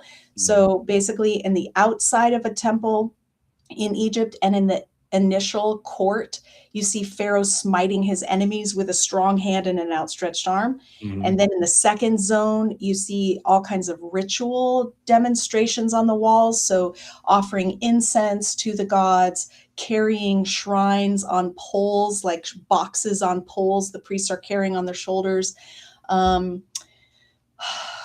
Setting offering tables full of offerings to the gods. So lots of ritual imagery. And then in the third zone of a temple, you see lots of examples of Pharaoh face to face with the deity having intimate communion. Mm-hmm. So if you think about Exodus, the first section of the book is Yahweh smiting Pharaoh with his strong hand and outstretched arm. And you have all the signs and wonders where he's showing a mighty arm to Pharaoh. And then in the second zone, you have the preparation for building the tabernacle and preparation for entering the presence of God. And then in the very heart of the second half of the book, so you have the tabernacle instructions and their fulfillment, but in between those two sections is the account of the golden calf and then Moses interceding for the people. And especially chapters 33 and 34, Moses is face to face with Yahweh in intimate communion. So I was like, oh, look, the whole book kind of mimics the logic of an Egyptian temple. It was a really cool presentation, and it was the really fun part was you're doing in a room of, you know, epigraphers. I don't know the term, the title, people that study ancient inscriptions, and it seemed to. What was the feedback? Did you seem to So have I was really surprised. I had braced myself all week for, right? okay, this might not be a friendly environment for this particular paper because it has implications for historicity and for dating of Exodus and for Mhm. authorship that I wasn't like, my point was not to set out and say, oh, the book was written really early by Moses or something like that. But it actually has implications in that direction because it seems to reflect Egyptian sensibilities. So the people who would have thought of constructing it that way would have been people who were in Egypt. And I wasn't sure how well that would go over. Right. So, yeah. I mean, no fruit was thrown in the session No, that I everybody saw. seemed positive. The questions were positive. The moderator said to me afterwards, Carmen, did you hear the whole room gasp when you got to your point about how the book of Exodus is structured? I was like, oh, that's true. Maybe mostly the people who came to the paper were Carmen Imes groupies instead of the normal crowd. I don't know. I'm not sure, but it was a friendly response. Mhm. My favorite part was that right before me was a guy giving a paper on methodology in comparing ancient Near Eastern iconography in the Bible. And Mhm. I realized as he was presenting his very meticulous taxonomy of methodologies that I actually hadn't thought a lot about method. My approach was pretty intuitive. Mhm. And I suppose I did have some methodological considerations, but I've never studied method in this area. And so I said to him at the end of his paper, hey, I didn't really think much about method, so I'd be curious on your assessment after I'm done. And I ran into him afterwards and I said, well, what'd you think? And he goes, this was so interesting. I only know of 2 people in the world who've ever done what you just did. I was like, oh, who are they? So he listed the 2 people and he said, you should pursue this. This was really creative. I was like, Mm. well, maybe creativity is one fruit of going on a trip to Egypt, having an original thought and not actually immersing myself in methodology because that didn't lock me into a certain approach. I was just kind of playing with ideas. Yeah. So I think it's great. Is any of that gonna be incorporated into your commentary? for sure, for sure. Yeah. Yeah, It's really I'm working on the tabernacle instructions now. Today I spent I think all of my day on the high priestly garments. Mhm. So I'm getting there.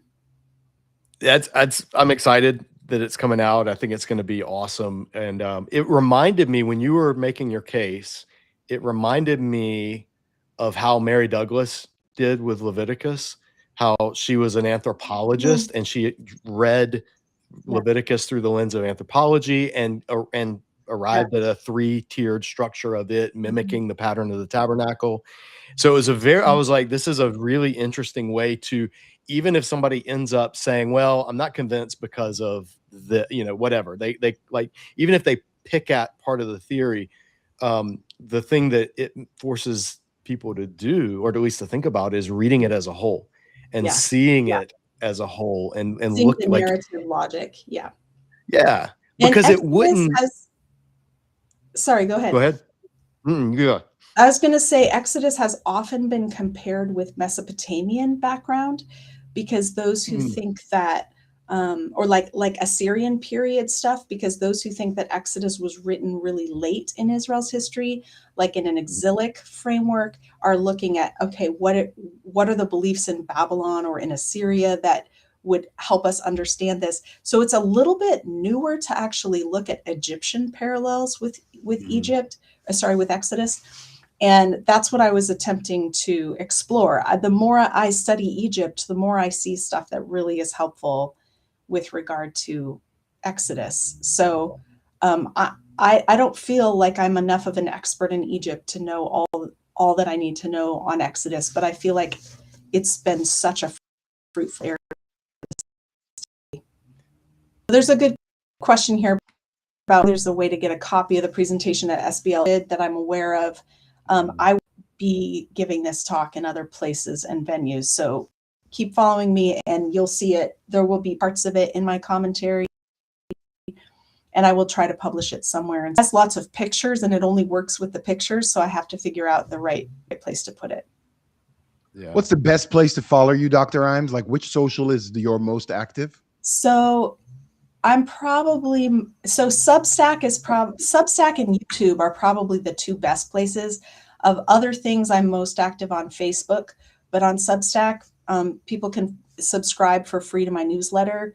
And that's where it's sort of one-stop shopping. If I have stuff coming out in other places, I talk about it on Substack. So that would be one way to find me. And then when I get back to releasing YouTube content, that will be another good place. I'm taking a short break because I just reached my limits as a human being.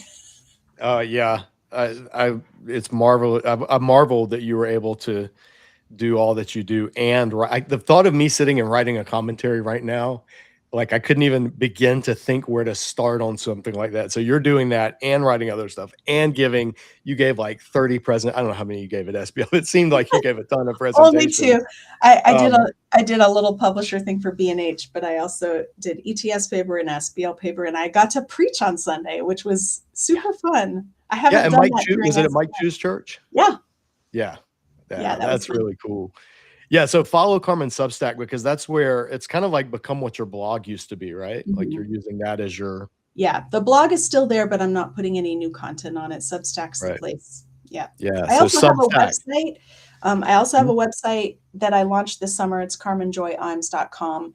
And that has links that's more helpful than Substack if you're looking for where is Carmen's content housed permanently. So it has links to my Bible Project class, my biblical training class, all my Admirado classes.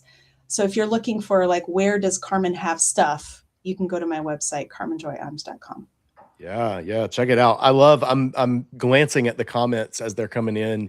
And I'm seeing, so one of our Grown Up Stable members, David Rogers, said his Secret Santa got him 2 of your books. Yay. That he has just started. That's my kind of Secret Santa. Yeah, right.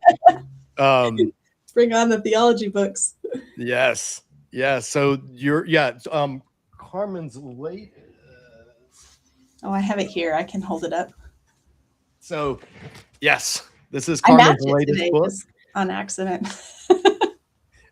This was, I've already said on the episode where you came on, talked about it. This is my favorite of the 3. They're all really, really good. The first one was the most, probably the most eye-opening for a lot of people. If I had to guess, I'd say the first one was the most eye-opening because it introduced them to, the law. Yeah, bearing God's name. The law is still relevant. Mm-hmm. And then the second, I think, was like expanding on that, being God's image, broadened it out back into Genesis.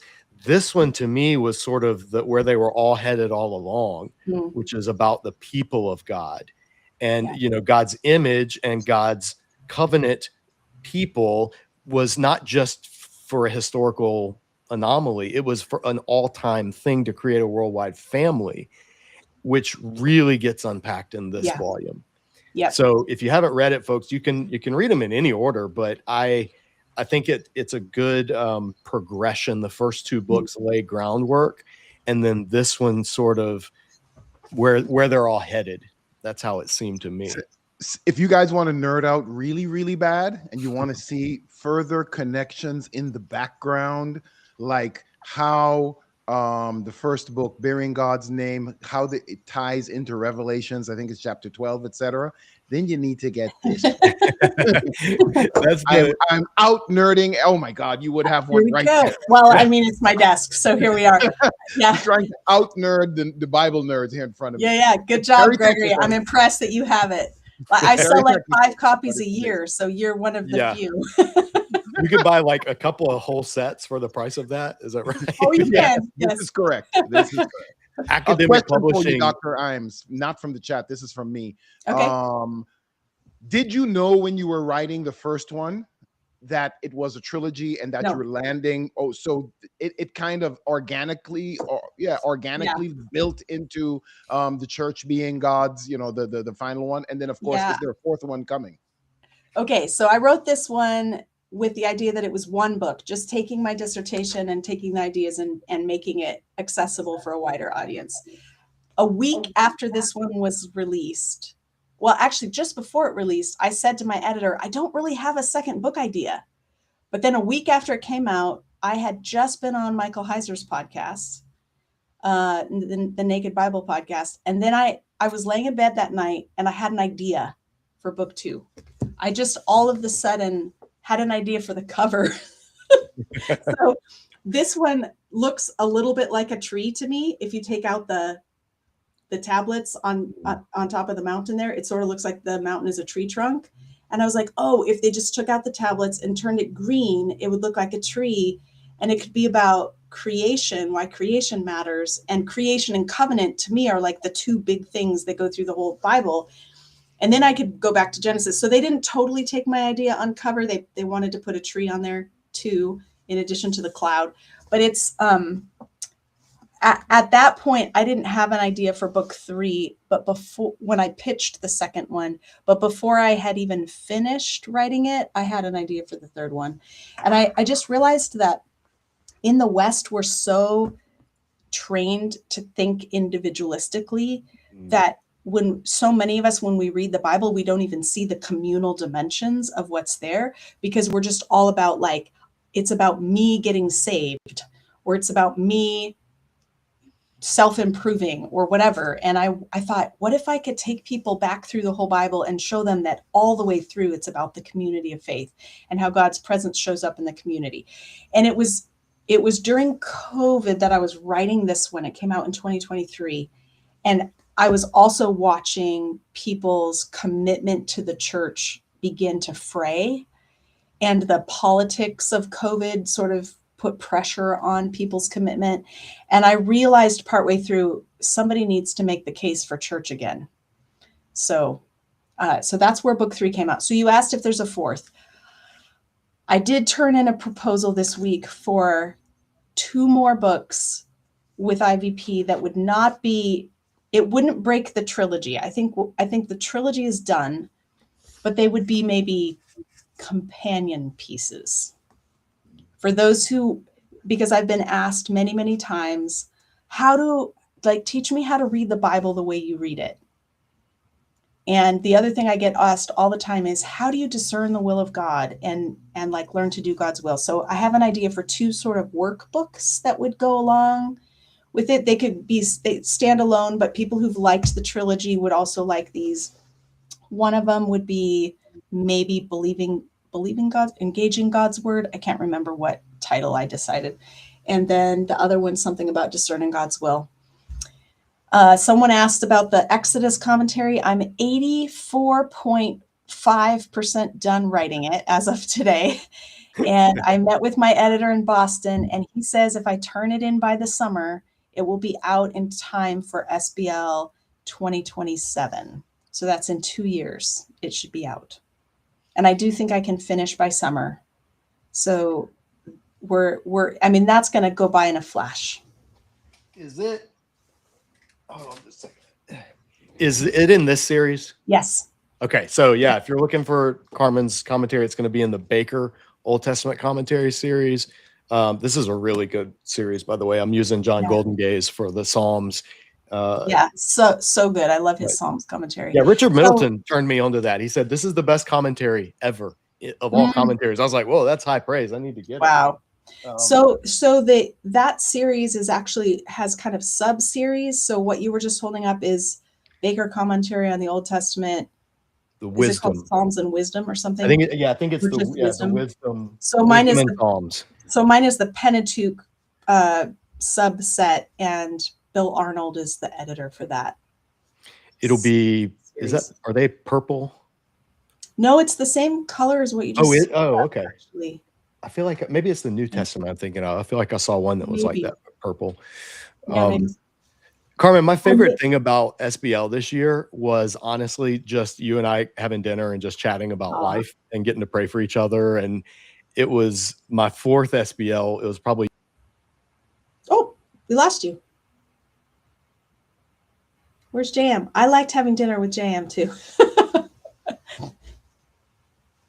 I can't hear you, Gregory. Oops, he'll be right back. There we Matter go. of fact, he's back now. Yeah, I'm That's back. been happening all Yes, night. internet does not like me tonight. It keeps kicking me off. Oh man.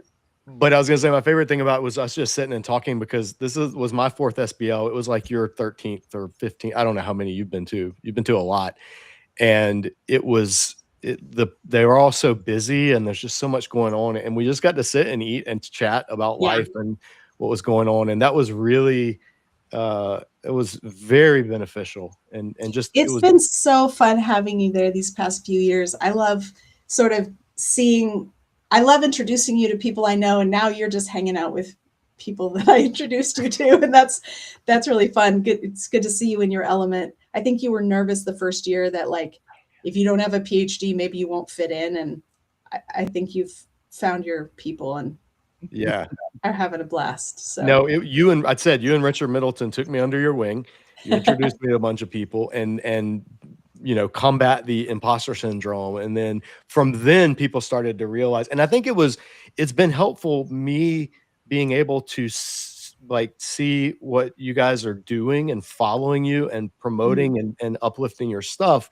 That's then let other people see what this channel does and say, oh, okay, this is a safe, scholarly, friendly environment. They don't, if I ask to talk with somebody now, or a publisher, when I ask for stuff to review, it's not as random, and it's not like, oh, this is just some person. It's like, oh yeah, because they know that the viewers, I mean, I don't know how many we have on the stream right now, but the viewers, like a number of them have said, oh, you guys, Carmen and JM, are killing my book budget.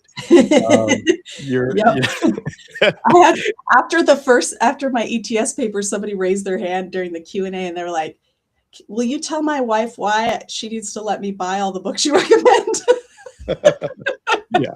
Yeah. And that's, I think we're mission accomplished. I mean, I'm just happy pointing people to good stuff. And you are one of the people producing good stuff. So I'm trying, man. You're doing it. No, Life's you're a doing lot. it. Life is a lot. This was, I think, my 16th year going to the conferences, and I would not miss it. I mean, it's to me, it's the highlight of the year. It's Nerd Fest. Like all my people from all the schools I've attended are there. All my mentors. It's like, and here's the thing: there's no small talk. Like, it's not like going to a party and you got to sit around and talk about the Dodgers or something. Everybody's just like diving in. They dive in right away, and they're like, okay, so how's that commentary coming? Or like, what did you think of so-and-so's new monograph? I love it. Yeah. I laugh really hard at that, because that's the most me comment I've ever heard in many spaces. I complain about that almost weekly at work things that I have to go to, and everyone, they're dying to get somewhere and talk about absolutely nothing. Yeah. I want to talk about how's the weather, and you don't need to talk about the weather because you're inside. I could care less about that. Let's talk about if it's my day job. Let's talk about AI or cybersecurity. If it's the Bible, let's talk. But let's not just talk about nothing. So I struggle with that a lot too. Two things real quick. I thought it was funny what you said about someone raising their hand about their wife. Someone in the chat, Adrian in the chat, said, my wife just called me from her job while this stream is on, saying, you have enough Bibles, sir. So the thread of wives saying easy on the Bible thing. I haven't been at the conferences in 2 years now for exactly that reason, because I come home with boxes of books, and my wife is like, read all of the ones you have, and then you're allowed to get more. Okay, so since the theme is study Bibles, I'll show the latest. This is, I was just going to ask you about this. Yes. Yeah, I brought this one home from the conference. It's not even out yet. January 1st, it's coming out. This is the CSB Women's Study Bible. So put out by Holman Publishers, and I wrote the study notes on Exodus for this. So it is a women's study Bible, but it is more scholarly than the average women's study Bible. So here's an article about Ida Scudder in the middle of Exodus, but here are it actually looks like a study Bible. Here we go with a picture of the Egyptian god Horus. So there we have it. I've I just don't know if that's the posted. best place to order it. It is I just checked and I just ordered it. It's available on Amazon for pre-order. It does drop on Amazon on the 1st of January. So if you want that book, that looks amazing. I just bought that. Yeah, For I just posted a woman in my life. I just bought it for her. Before this, She's not before the watching stream started, I just posted up an excerpt from Genesis in that I came across that incorporated, as you commented, Carmen, that Jeff Niehaus insight on the wind of the day rather than the cool of the day. Did Kathy McDowell do the Genesis notes in this one? I was going to ask you, because this is the maddening thing. Holman did not put at the back who did what. It has all of your names, but it doesn't say, at least my copy that they sent does not say who contributed. Okay, so I brought this home from SBL, but I did not actually, I haven't spent any time with it. And one of the weird things about doing work like this, it's work for hire. So I sent in all my notes 4 years ago. It was my first semester at Biola, and this is my 5th year now. So like 4 years ago, I sent in all my notes, and then it's been in process all that time. And I was not given page proofs to look at. So I don't actually know what made the cut and what is in here or how it's laid out. I haven't really spent a lot of time with it yet. Yeah, I read the opening essays. I read the intertestamental. And then I'm starting, because I always do Genesis, Exodus, Romans, and Revelation. And then I do the egalitarian, complementarian, how it lands on that issue. Yeah. And this one's going to be interesting because it is Holman, which is a Southern Baptist owned company. Yeah. But I'm only in Genesis. I've only read the notes for like Genesis, like 1 through 7 so far. I'm pretty sure it was Kathy who did Genesis. Was her name on the list? Her name was in it, and Christine Palmer, I'm guessing, would have done Leviticus. I think so. So yeah, so I said yes to this only after seeing the list of who else was contributing, and when I saw that everyone else had PhDs, I knew that the quality of the notes was going to be strong, and so I decided to contribute. But again, I haven't even I'm just seeing the maps in the back for the first time. They're very colorful. Yeah, those are the Holman maps. This is a much less feminine looking Bible than the other one I contributed to that you like. So here's what I'm going to say, because you told me this at SBL and I didn't get a copy then. They actually sent me a gift box with the Bible and a journal and a pen and confetti, and it was very like influencer-y. And so I remember you telling me about the aesthetic, and here's my take. You can tell me what you think. Have you ever heard of the phrase the coastal grandmother aesthetic? Do you know that term? Oh, I haven't heard that. So it's like if you think about the coastal grandmother aesthetic is like distressed wooden furniture, muted ocean breeze colors, comfy sweaters, a glass of wine. It's like you can Google it. It's a thing. The coastal grandmother aesthetic. That's what the NLT study Bible, Women's Study Bible had to me. It had that kind of feel. This one has a parlor aesthetic, it's a refined. It's very refined. It's very subtle. It's not. There's not like handwritten font or string lights and pictures of somebody in a field or any of that. It's very like there's some gilding and there's a picture of grapes and but it's very toned down. It's like when you go into there's not even any like scrolling or anything like on a regular page. Like it just there we go. Yeah. There's the Sennacherib prism, and there's no like flowers or anything. Yeah, it's just straight study Bible. It's the study Bible for women who don't like study Bible, like women's study Bibles, I think. That's exactly what it is. There's the hint of, it's kind of like the living room that you go in, whereas the other study Bible is more like the den or the like where you enter. This has a little more formal feel. Yeah. It feels like a woman's study.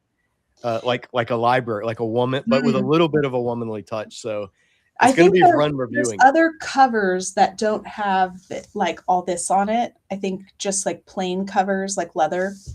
I imagine the inside is the same. Yeah, they only sent me that one that you have the hardback. So it does have the other leather covers. Like but the first page to each book has some images on it that look like the cover. So probably the other like the leather ones would look like this inside, but that's the only place you get the art, is only on the entrance to each book. Yeah. So I'm actually liking it, but I'm a guy and I know I'm not the target audience, but I'm liking it so far. Okay. And I'm going to give it, unless they throw a weird curveball in the later books that I get to, Yeah. so far it's got really good thumbs up. Good. Okay. But I haven't gotten to Exodus. I'm going to really comb through Exodus. You never know what you get there. Never know. Never know. Do you want to do the question that Vern Levine has had on the screen? It was Sure. one that I was going to do earlier, but I'd actually like to hear how you would respond to this question. Yeah, so I think I would answer this question maybe in a similar way that I would answer the question. Oh, just let me read the question just for Yeah. audio if somebody's Yeah. listening. And the question is, do you think that the Canaanite god El is the same as Yahweh? I've wondered if the pantheon was a corruption of true worship of him, as he identifies himself as El Shaddai to Abram. So did it get muddled somewhere in there, and El of the Canaanites? Yeah. El Shaddai. I'll say this first. El just means God. It's a title, not a name. And the Bible uses Elohim or El to refer to Yahweh. So you can see there's some overlap there. I feel like my approach to this question would be similar to my approach to, is Allah the same as Yahweh? So Muslims worship God as Allah, and Allah is the Arabic word that's the equivalent of El. And so there is one supreme deity, and every culture has a different name for that deity. And every culture has different degrees of how much about that deity has been revealed. So I would consider there to be only one supreme deity, Yahweh.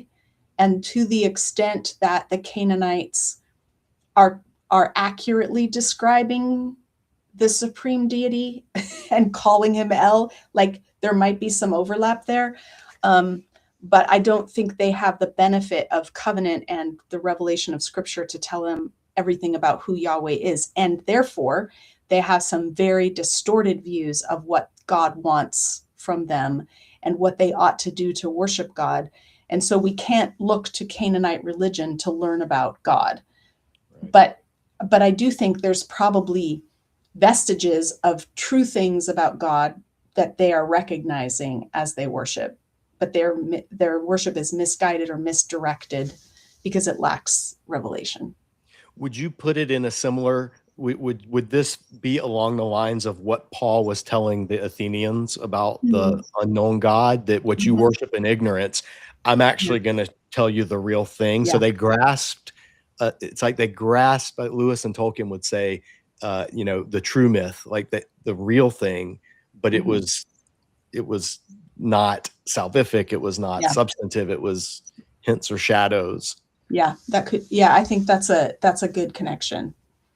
What Paul is doing there is a bridge building kind of evangelism that I would think would make sense. I mean, so you've got Rahab, who sees what God does on behalf of the Israelites coming out of Egypt, and she concludes, okay, Yahweh is the most powerful, and she switches her allegiance. Like, this is the name that we need to use for the highest God, and he's more powerful than the God we've been worshiping, or now we know more about him. I think she's seeing it as a separate deity. Yahweh is not El, and he's stronger than El, so he deserves our highest allegiance. I don't feel like any Canaanites would hear about the Exodus and assume, oh, this is just our God. I feel like the cosmogony of the Canaanite gods was so different. I think you're right. Any of the concepts. And they all believed that deities had a territory that they were responsible for. So Yahweh, or a people. So Yahweh is the God of the Israelites. El is the God of the Canaan. I don't know. So I think you're right. They wouldn't have blended it. I just got finished listening. I forgot who recommended it. This tangentially related. Have you heard anything about the book? It came out very recently on Assyria by Eckhart Fromm. No. I think it's just called Assyria or the Assyrians. Nope. I just finished listening to it on. Uh-oh.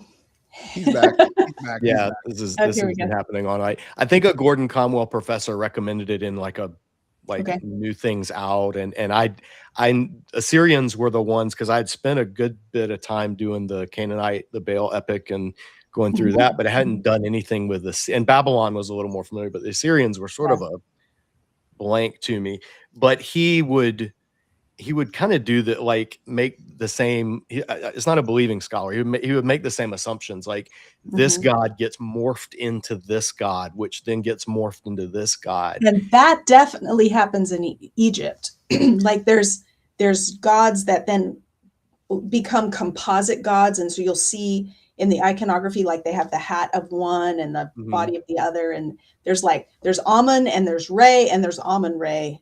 Right. And so they become like conglomerations of gods.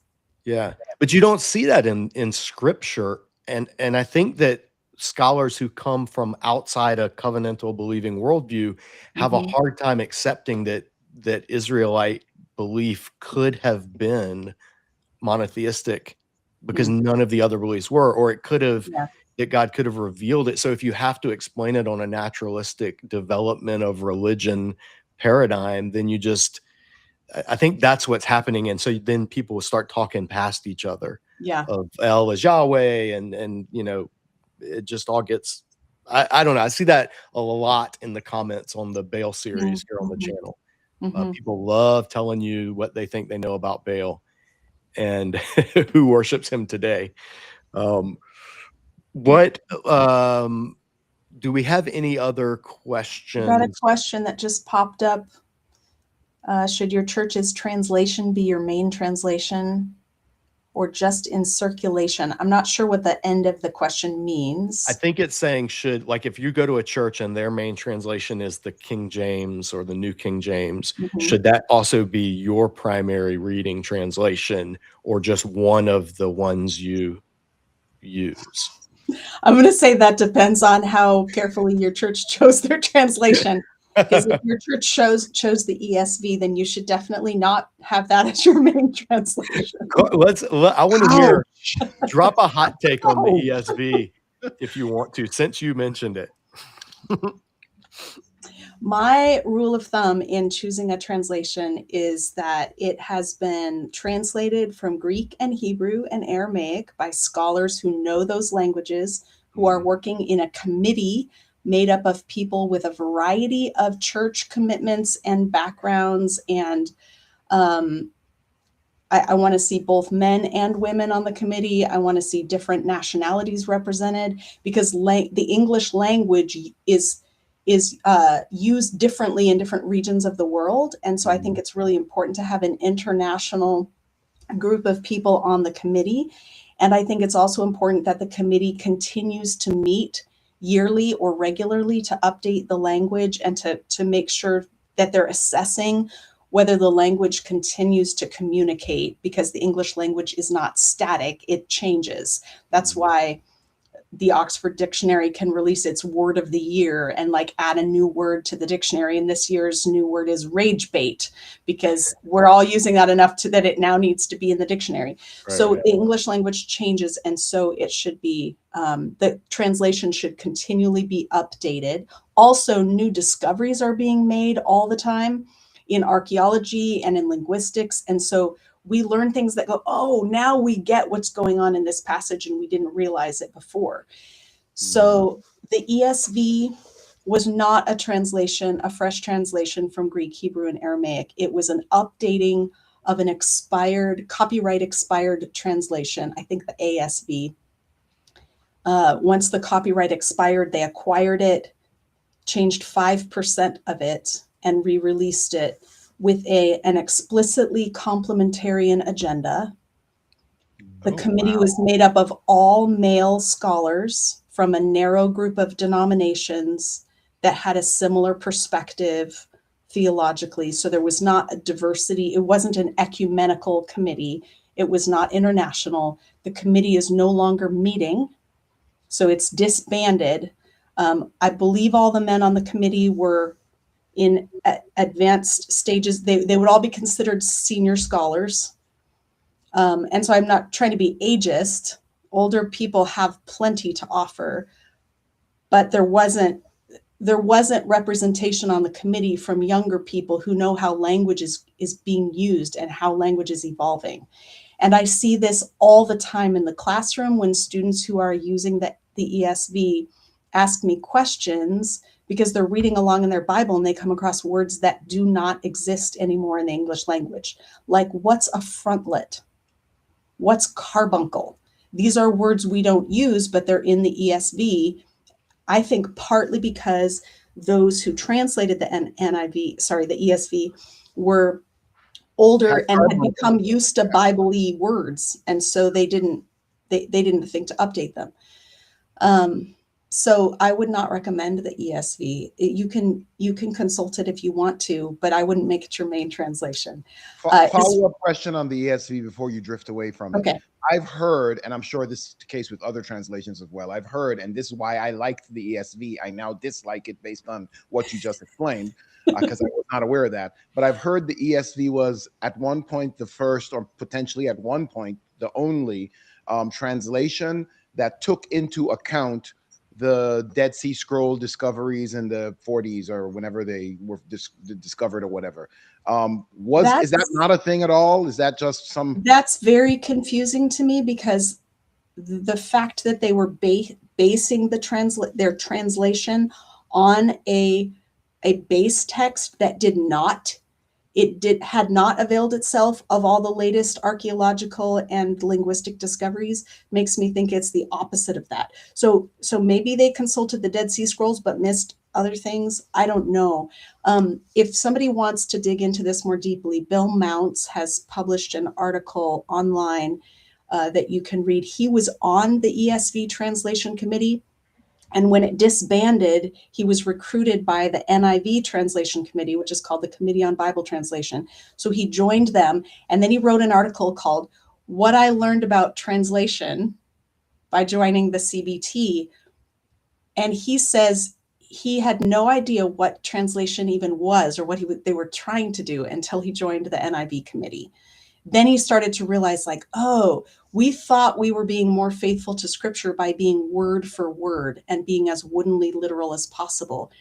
We weren't actually working for accurate communication in a target language.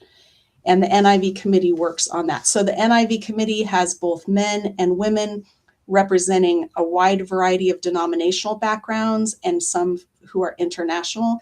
They meet every summer. They started fresh work with just Greek, Hebrew, and Aramaic as they were building the translation. And now as they're updating the translation, they are taking into consideration archaeological discoveries, linguistic discoveries, changes in the English language. The NLT is similar, that the New Living Translation has a multi-denominational, multinational, male and female committee of scholars who know what they're doing. And so I really, that's what I look for is a committee. So I think CEB would also meet that standard, although I haven't spent time with the CEB, the Common English Bible. The new Revised Standard Version Updated Edition has had a lot of scholarly input. I haven't used that one as much either. I'm kind of an NIV girl, unless I'm like working directly in Greek or Hebrew. Mm-hmm. I've realized that translation, as our friend Mark Ward says, there's translation tribalism, and it can be really jarring for people to like, if they have a favorite translation and someone brings a valid criticism against that translation, that can be really jarring for some people. Like, I grew up reading the New Revised Standard Version because I grew up Methodist. Yeah. And through college, I preferred the NRSV. And then I got to seminary, and I think it was actually Jeff Niehaus. He was like, "What are you doing?" People were reading, and he said, "Does anybody have an NRSV?" And I was like, "Yeah, I do." And he's like, "Can you read this passage?" And read it, and he was like, "Now, can you throw it away?" he was so anti NRSV. That sounds like Jeff Niehaus. Yeah, and and he was one of my favorite professors. But it helped me realize that even the translation you like the most is going to be bad at is going to fail at something, because every translation has blind spots. Every translation, it's so the more you compare, the less. Oh, we lost him. And what he's about to say is you should compare multiple translations. The more you can compare, the Yes, less. That was exactly it. But the more you compare translations, the lower the stakes get in your Bible battles. So now if somebody's like, oh, I think let's say the CSB, oh, I think the CSB is garbage. And I'm like, well, actually, I use it as one of my daily reading, but I think it's fine. But that won't stop me at all from making a change in it if I'm reading the Hebrew and I'm like, this didn't capture what I think it's capturing very well. Like, I'll put a little note in the margin so that when I'm teaching, it doesn't become as big a deal for people that are not wedded to one translation. And I think other than the King James, the ESV has the most committed followers, fans. And I think there are a couple reasons for that. It was very effectively marketed as the most literal translation with celebrity endorsement in the tradition of the King James version. Bill Mounce's article helps us see that actually it's very inconsistent in how literal its translation is, even if you're going to say that's the right standard to have. And I would actually argue that it's not. So I'm translating Exodus pretty woodenly for my commentary in order to show repeated words and stuff. There's some value to that, but you lose something in communication when you're sticking with how was this word. Like if you're trying to use the same English word every time a Hebrew word is used, you start to, like, I'm dealing with this in the tabernacle instructions. The word natan means to give or to set or put. And today I was translating it affix, because like you're not putting rings on the high priestly garments, you're attaching them. So you can't use the same English word and actually capture the meaning of that word in that context. So the ESV had a very strong marketing committee. And I think what's frustrating to me is how many churches that believe strongly in women and men ministering side by side in the church also use the ESV, because they don't realize that the translation was literally made in order to counter egalitarian theology. They were concerned about the direction the NIV was going with pronouns, and they were trying to steer the ship back in a conservative direction. And I think people don't realize the backstory. No clue. Well, one of the reasons that people, because I go to a church now and it uses, like a lot of the Anglican Church of North America, they use the ESV because the only other option in that stream is the NRSV or the RSV, which they do see as taking a liberal direction. And I don't think they're wrong on that. And so within that tradition, the ESV is sort of, I mean, it has the correct credentials in terms of like J.I. Packer was one of the guys. And of course, I mean, J.I. Packer is a beloved theologian. So it had some trust that it's not going to give you like liberal Christology or deny the virgin conception or any of these things that people are really worried about with some of those other translations. But it also, I think they don't realize like you said, was implicitly created by the Committee on Biblical Manhood and Womanhood to shore up a very reformed complementarian perspective. I mean, that's not secret if you actually read from the people who put it together and the early marketers. But I think people don't know, and they go, well, ESV, I mean, it's good enough for John Piper, good enough for me. And I think people don't realize that that one of the reasons we have so many English translations is because of copyright. That Yes. each publisher likes to have their own translation, then they don't have to ask permission to publish. Like when you're publishing Bible related resources, you can freely use the one your publisher owns the copyright to. So this is why we have so many. Crossway did the ESV, Zondervan did the NIV, Tyndale did the New Living Translation, Holman did the CSB. This is why we have so many, and it's people don't realize that's part of the backstory behind English translations. I had no idea on that piece. I also had no idea on the background of the ESV, if you want to call it that. So you're giving, as usual, a graduate level class in publishing, biblical history, and a couple of other things. Thank you. Well, as usual, it's an Dr. off the cuff history. I was thinking about doing a series for my channel on Bible translations this month, and I just haven't had time to get to it. So here we go. Well, let me tell you, Finish Exodus first, then do that. Yeah, and let me tell you, it'll find an audience, and it'll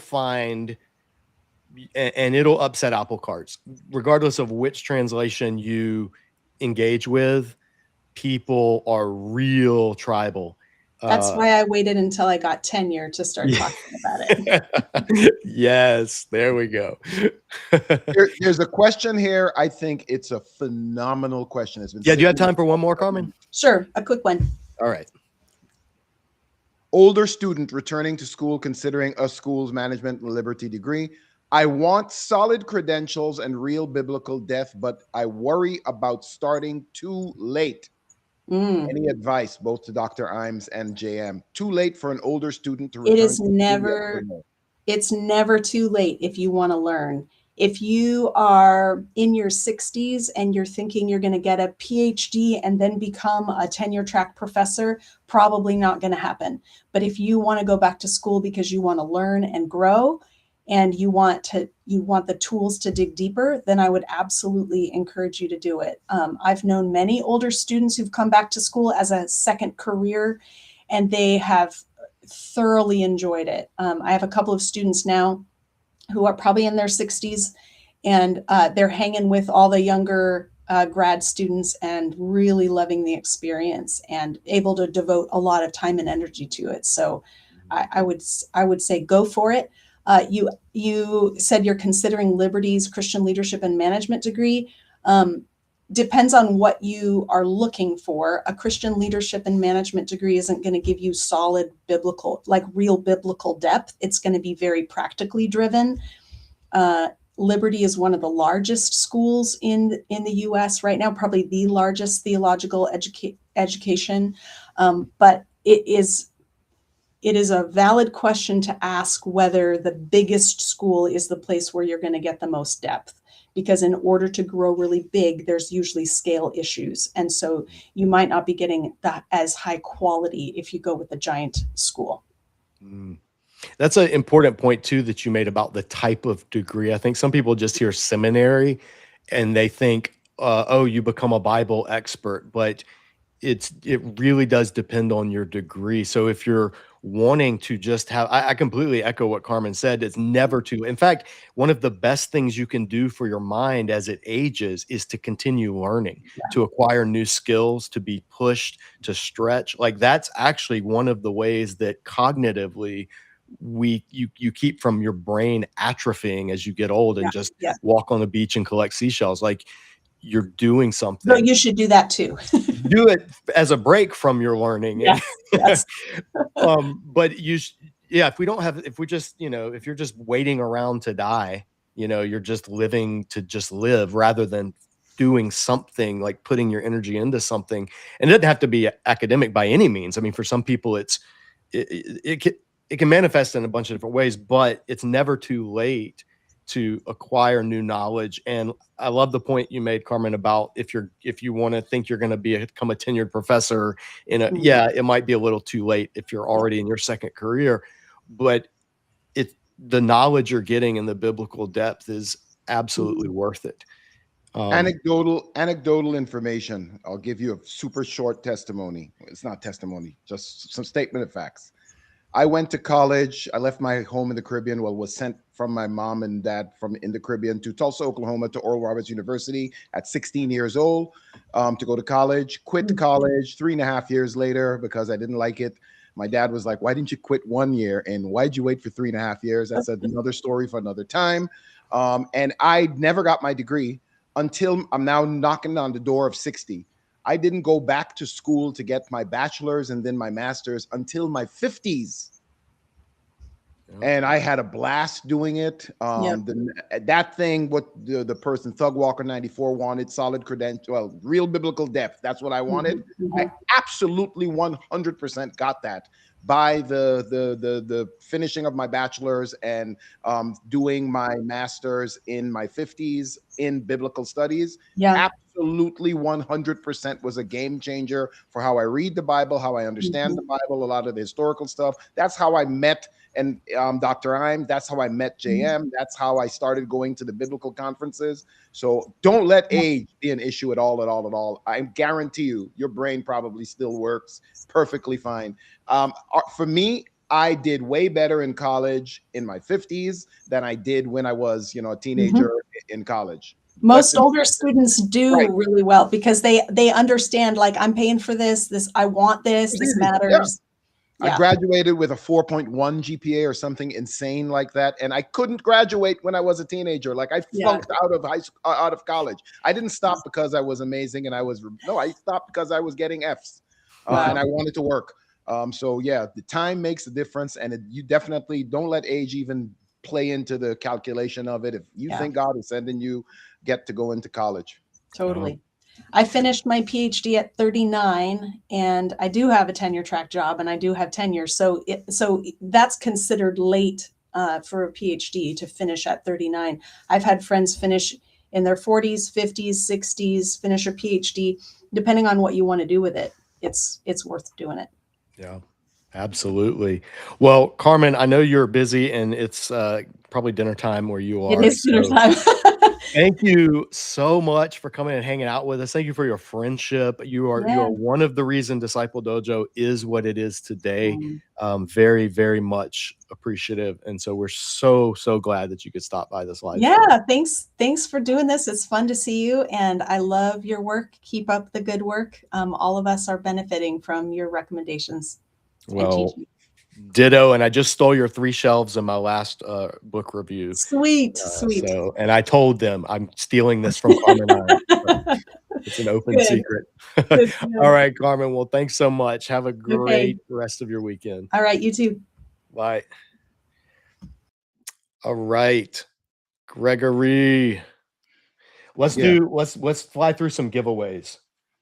Do it. You want to do the wheel? You want to just give stuff away? There's questions we can give away stuff for. Yeah, I want to give. Let's give Ray these peripherals, and then we'll do a chunk of study Bibles because we're coming up on. It's like we got like a half hour, so let's do some of these first. All right, let's do the Zondervan. We'll just do these real quick. Those of you in the chat, the first one we're going to do is if you want the Zondervan Academic, the really nice tote with the really nice journal. I'll switch to overhead view so you can see it's a really nice, well, there we go. A line journal, pen, the tote.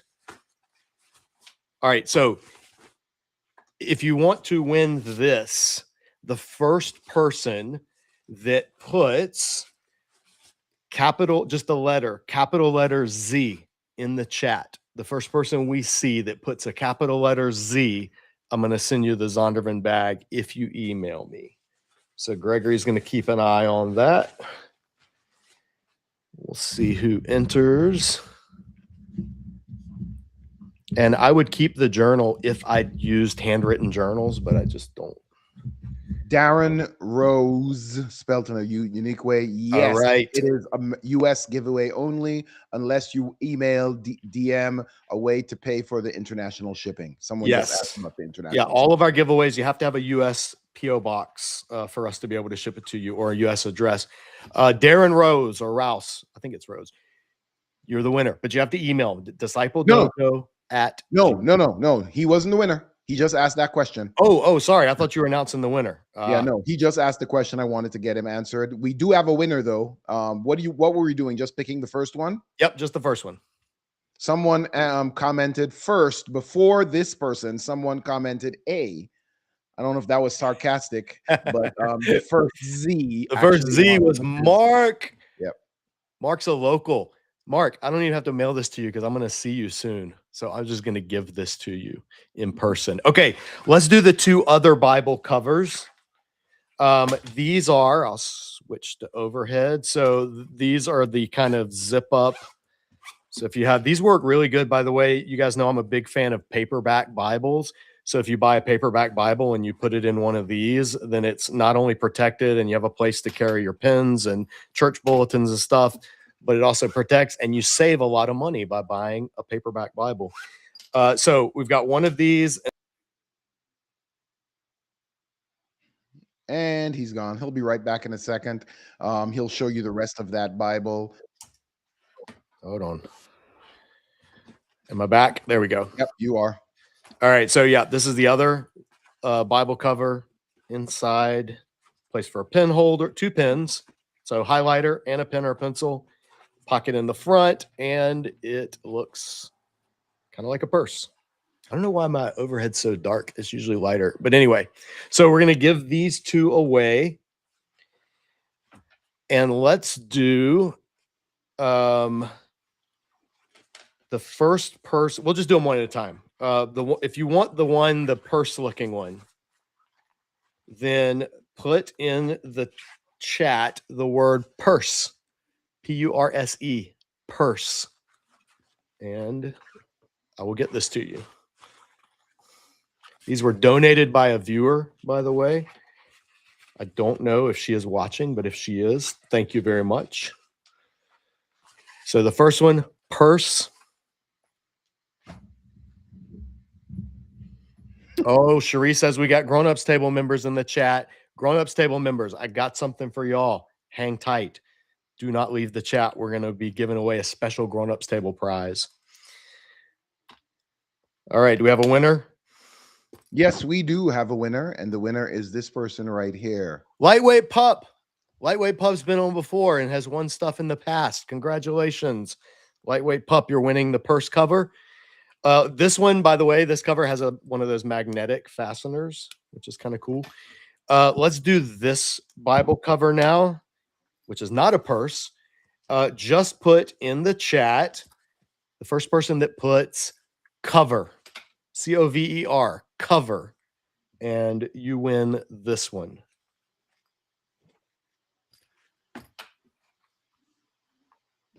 Somebody asked in the chat, where can we send donations? I'll drop the link. I'll drop the link. Yeah, if it's physical donations, you can contact me through the website, through discipledojo.org. At the top of the page, contact, and I can give you the shipping address. That's where people send Bibles to review. If it's a donation, which is, by the way, guys, we're coming up on the end of the year. This is a nonprofit ministry.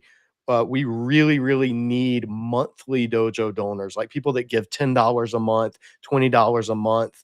That's what lets us do all of this. I mean, our one-time gifts are great, but the monthly committed gift of like $20, $10, even $5, it really makes a difference in a small nonprofit.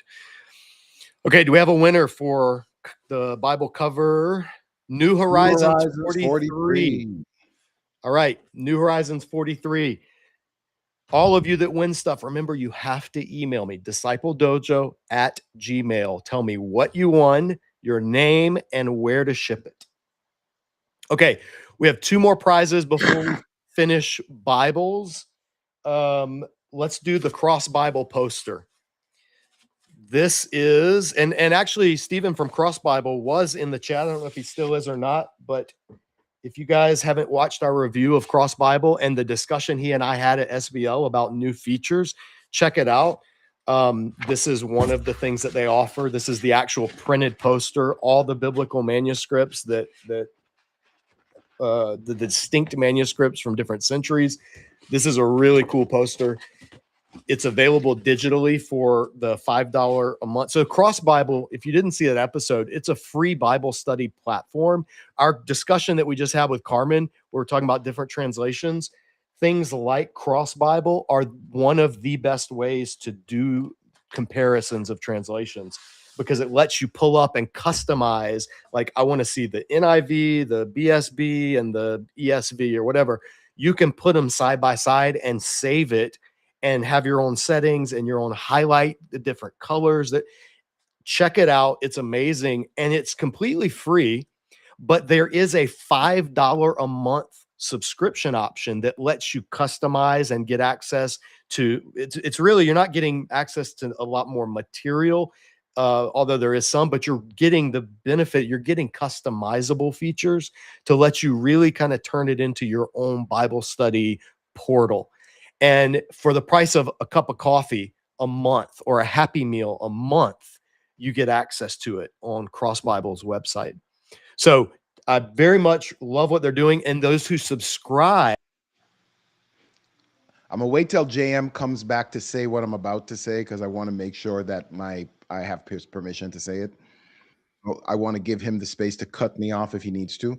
I was just saying, JM, I want to say something about Cross Bible. Yeah, go ahead. Off if you don't agree. I have no way of vetting this with you beforehand. In addition to the free stuff they offer, et cetera, Cross Bible also has, which I literally just am about to click order on as soon as we're off the stream, a $35 timeline of the Bible poster. It's not free. It's $35, and it's not a king's ransom.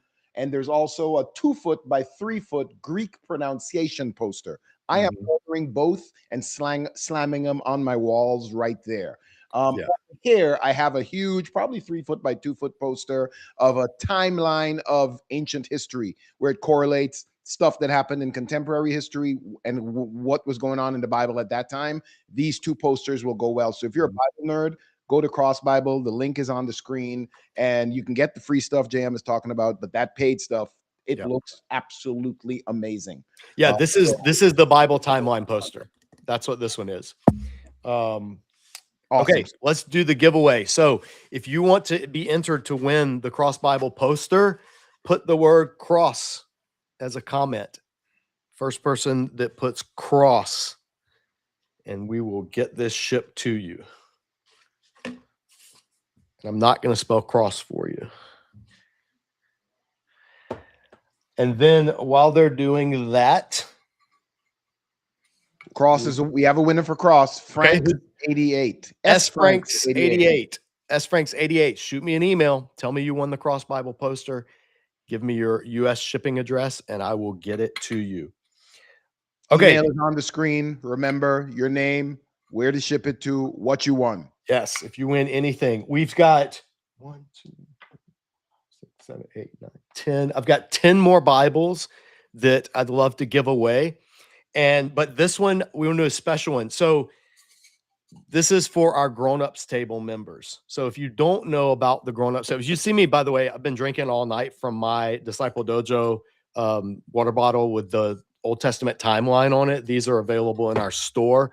But I had a special one printed up, and this is one of the water bottles for the grown-ups table. And there's a QR code that takes you right to the group where you can join. For those of you that don't know what the grown-ups table is, it is community for unmarried Christians. We started it 3 years ago. We just had our 3rd anniversary. There are about 5,600 members all over the world. Some of you are in this chat. We have grown-ups table events in different cities. There's grown-ups table members in Tulsa, Atlanta, Charlotte, Charleston, Tokyo. We just had Austin, Dallas. There's grown-ups table communities are popping up everywhere, but they're all happening by our connecting in the Facebook group, the grown-ups table Facebook group. So some people say, well, I'm not on Facebook. What about me? Make a Facebook account. It's free. You don't have to put any information you don't want in there. But if you want to participate in a Facebook group, you have to have a Facebook account.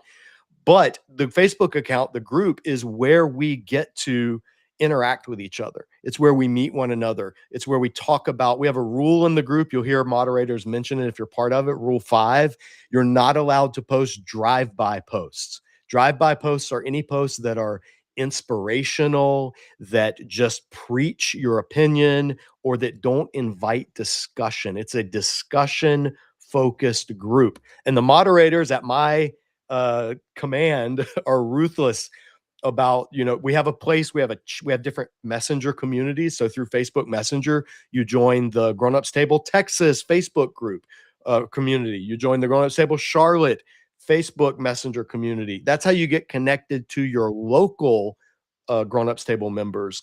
But in the main, and we have one for prayer requests. We have one for single parents. We have one for widows and widowers. So there's some different stage of life things that we have a few special messenger communities for that. All of it happens in the group on Facebook, the Grown-Ups Table. And these are not for sale in our Disciple Dojo store. So this is a one of one Grown-Ups Table water bottle. I think it's like 30 ounces, 20 something ounces. I don't know. But anyway, I want to give this away to, we have a bunch of Grown-Ups Table members in the group tonight. So I'd love for one of you to win. Leave Jam is gone. Yes, he is. And he is back. So don't know where it cut me off, but let's one of you to win. Let's give this away to those of you who are in the Grown-Ups Table. If you're on this chat and you'd like to be entered to win, can Gregory pull up the wheel? It's up. Because this is like a $35 bottle, so it's not insignificant. These are really good. Can you hear the metal dinging? If you're a Grown-Ups Table member and you want to be entered to win this bottle, put in the chat Grown-Ups, one word spelled just like this, Grown-Ups, with or without the apostrophe. I've removed the apostrophe for this new design, but Grown-Ups. Put this in the chat if you are a member of the Grown-Ups Table. And over the next 60 seconds, Gregory will be collating those and we'll put them in the wheel. And we will spin it and give it to a winner. These are also nice because you can, I have a carabiner for my keys. So I can clip the keys onto here and take it when I go work out or hike. I don't hike, but if I did, I could do that. All right. Oh, love seeing you guys in the chat. Kimiko, Mark, Megan, Renee, Jamie, Anna, S. Bosch 12. Who is S. Bosch in the group? I just know everybody's Facebook names, not your YouTube handles. Someone got banned or booted from the comments. You can guess who the someone is. Oh, is the obnoxious person just posting complimentary of drivel? Yeah. Guys, listen. I wouldn't even call that complimentarian. That was just, I was gonna say there's like good complementarianism, and the Grown-Ups Table, by the way, is we have both complementarian egalitarians. There's good and healthy complementarianism, and then there's annoying jackass complementarianism. Don't be the latter. And that's the same for egalitarians. I've heard some shrill, annoying egalitarians too. Don't be those people. You're not persuading anybody, and you're not speaking from the Lord or speaking truth. You're being obnoxious and divisive. And that's something that Scripture never wants. So we love and welcome spirited debate and disagreement. Dojos are a place where you spar. We welcome sparring. But if I have female guests on the channel and you're just posting complimentary and nonsense in the chat, you need to reevaluate your life. That's all I'll say. All right. We've got a lot of grown-up folk. Do we have enough to in the chat, in the wheel? Sorry. All right. While Gregory's doing that, I'm going to show you guys some of the other Bibles that we're going to be giving away. We'll do a couple. I'll do one more question, and then we'll do some of these Bibles. We're going to be giving away the NIV Application Bible. This was given to me at SBL by Zondervan, and this is a large print edition. So those of you that have complained about some of the smaller print, you can rejoice. This is a condensed version of the NIV Application Commentary Series and the NIV Application 1-volume commentary. So there's 3 tiers I can't reach it. It's up behind me, but up above me on the shelf, there's a 1-volume NIV application commentary. And then mixed into my other commentaries, there's the NIV application commentary series, which is like a bunch of volumes. This is super condensed, that material, down into a portable single study Bible volume. So we're going to be giving this one away. And for the Bible giveaways for this one and this one, Preston Sprinkle was nice enough to give me a copy. He was on the channel recently of the Upside Down Kingdom Bible. For these two that we're going to be giving away, even if you already won something, you can still enter to win these. These will be kind of like the final ones that we give away. So stay tuned to the end of the chat for these, or the end of the live stream for those. We have some others, but let's spin the wheel. Are we ready to spin the wheel, Gregory? 100%. All right, let's get the wheel. All right, these are our grown-ups table members in the chat. And let's see who's going to win our grown-ups table water bottle. Jessica 246, you are the winner.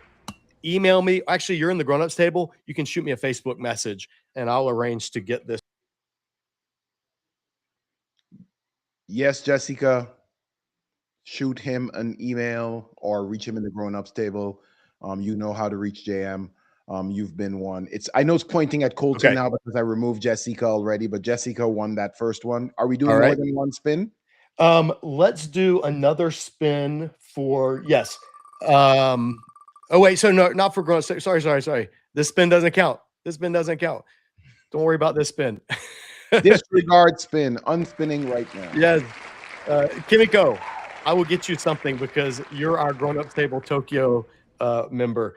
So you know I'm going to make sure you get something eventually. But for the one other thing we're going to add to is this book that IVP sent me recently is The Authority of the Septuagint, Biblical, Historical, and Theological Approaches. This is edited by Greg Lanier and William Ross. They teach at RTS. They are both Septuagint experts. They edited the reader's edition of the Septuagint, which is the big, thick 2-volume work by a friend at Henderson's. And this is a collection of essays all about the Septuagint, which is the Greek translation of the Old Testament. This is Bible nerd top shelf stuff. I have skimmed, but I have not worked through this yet. This is on my reading list. But it's got a friend of the channel, Mark Ward. He did an excursus, and Mirdo Theochoris, who wrote one of the best commentaries on Habakkuk. She has a chapter in this. Karen Jobs, who's a phenomenal Septuagint scholar, has the afterword.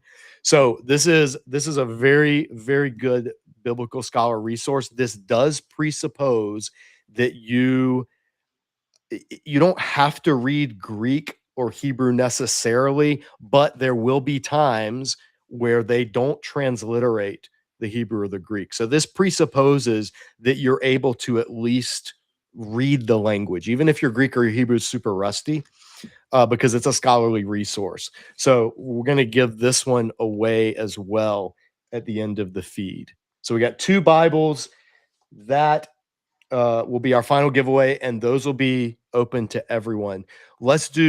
We're coming up on the end. Let's do a spell of Bibles. Let me show you what these are, and then we're going to do the wheel. So Gregory will reload the wheel with different names, and we'll just rapid fire these because a lot of these are translations that I have reviewed on the channel, and some I think are great. Some I think are, I don't think they're that great, but you might want them. Somebody might want one. It depends because everybody has different tastes. So first Bible we're going to do is the Christian Growth Study Bible. Let's JM, if we can, let's give them some more time to post in the chat. Say first what you want them to post in the chat. Yes. So you're going to post for this one. You're just going to post the word Bible if you want any of these. Let me show you what they are, the ones that we're going to be doing. So the Christian Growth Study Bible is one, and I've reviewed all these on the channel. The Spirit-Filled Life Bible, I reviewed this recently. This is a charismatic Pentecostal study Bible. The Christian Growth Study Bible is for like discipleship. It's sort of a devotional or a beginner Bible. Spirit-Filled Life Bible is a charismatic. The Defending the Faith Study Bible, this is in the New King James. This is an apologetics type Bible. Now its theology is not always what I would espouse, but if you want a New King James, it's full color. You can see the review if you want my thoughts on it, but we're going to give it away. And then we're going to give away a copy of the Amplified Bible. This is just a text-only Amplified Bible. Some people really love the Amplified Bible. Some people really don't love it. It has its purpose, used with care, I would say. But if you want the Amplified, we've got this one, and it's this kind of leatherish binding from Zondervan. And then, yeah, so we had a bunch. We're going to do a bunch of these all at once. We have the Abide Bible. I've reviewed this one a long time ago, but this is like a nicer, I don't know what you call this material, but it's not leather, but it's nice. This is like a reflection Bible, like a devotion. I'm going to assume Bible he was about to say. It's a devotional Bible, I assume he was about to say. Lots of you have already, JM, you back? Thought you were back. Oh, there you are. Yeah, there you are. Now he's back. Devotional Bible you were about to say. Yeah, devotional Bible. It's got a lot of room in the margins for taking notes. It's got things that guide you through praying. This is not a study Bible. This is for your tea time, quiet time Bible studying. And then we're going to give away the Tree of Life Bible. I just reviewed this one. This is the Messianic Jewish translation. You can see my thoughts on it in that episode. It's grouped in the Hebrew book order, not the Septuagint Old Testament order. And it has at the end a devotional through the Psalms. And these are written by different worship leaders and musicians of whom I'm not familiar. But this is also kind of a leather type cover. So that's 1, 2, 3, 4, 5, 6. Couple more. We're going to be giving away the Fire Bible. I've reviewed this one. This is another charismatic Bible. This one is in the New Living Translation, the NLT. It's actually got a really cool cover. You can see my thoughts on it. Is that full wood? Like, does it feel like wood, or is it just no? It's a leathery. That's beautiful. It's really, yeah. They did a great job with the cover design. It is. See my review. I don't love everything in it in terms of the content, but it's a New Living Translation, and some people really, really like this. Like my study Bible reviews, again, they're my personal opinions. They're not meant to be definitive, this is the good Bible and the not so good Bible. Different people will resonate with different things. One more, last one that we're going to give before the big one, the CEB Storytellers Bible. This is a Common English Bible. This one takes scripture and presents it as a story. So there's passages in it. My lighting in here is all kinds of messed up tonight. There's passages that explain like the narrative, what's going on in the story so far. Then you have the text itself. So it breaks it up into like sections. So you're getting the story of scripture. And that's the whole point, is for you to be able to see scripture as a story, not just something to study. But it doesn't have a lot of study notes. So it's kind of like a reading Bible with a few hints. All the story sections are in blue font. That doesn't really show up well on my camera, but that's blue font. And then some reflection things. So I've reviewed this as well. You can see my thoughts on it. So these are the ones we're going to give away with the wheel spin.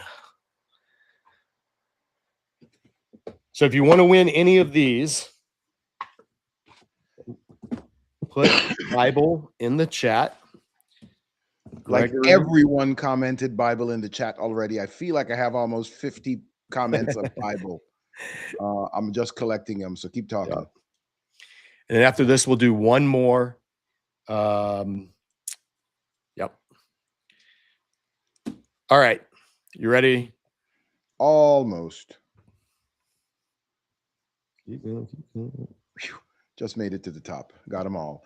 So let me just drop them into the Are there still wheel. people? There's still people coming in, or are you getting all those? I got them all. It's a lot. Wow. Y'all were not kidding around. All right. Let's drop here. Boom. Okay, and remember, while Gregory's getting the wheel ready, if you win one of these, you have to email me, and you have to email me which one you win. So I won't remember. You have to give me your name, your U.S. shipping address. I can't ship overseas, and then which of these you win, and we will get it to you. Actually, I run out of pins. So give me a second. Give me a second. Won't allow me to pin more than 50, so I need to actually drop out some of these. Holy smoke. Y'all went hard. Okay, so I got, oops. Yeah, this first bunch. 1 second. Yeah, the people that have already won something, not eligible for this one. The ones that we do at the end, these last. He'll be back. You know how it's been going. Sit tight. You were saying, JM, the ones we do at the end. Yeah, those are going to be, we'll do those in the chat. But these will be the wheel. Hold on. Okay, gotcha. So I'm getting the last of the people that said Bible, because a few of them, we've got to our limit of the amount of names I could grab. Hold on. Colton makes a good point. He said there's 102 people in the chat, only 55 likes. Make it make sense. Yeah, guys, if you want to tap the like, that really helps us on YouTube if you haven't done it already. I think most people just forget. I do when I'm watching videos. Don't ever underestimate how big a deal it is if you see a YouTube channel or a video to like it. And then if you like the channel, to subscribe. A lot of people just watch, but without ever subscribing. And it makes a very big difference on our end if you subscribe. So if you aren't already subscribed to Disciple Dojo or to Bible Hacking, who's hosting this, please subscribe. And then it's an even bigger deal if when you subscribe, you tap that bell icon. That's notification. That's a way of telling YouTube, I like this channel and I want to see more when this channel puts out content.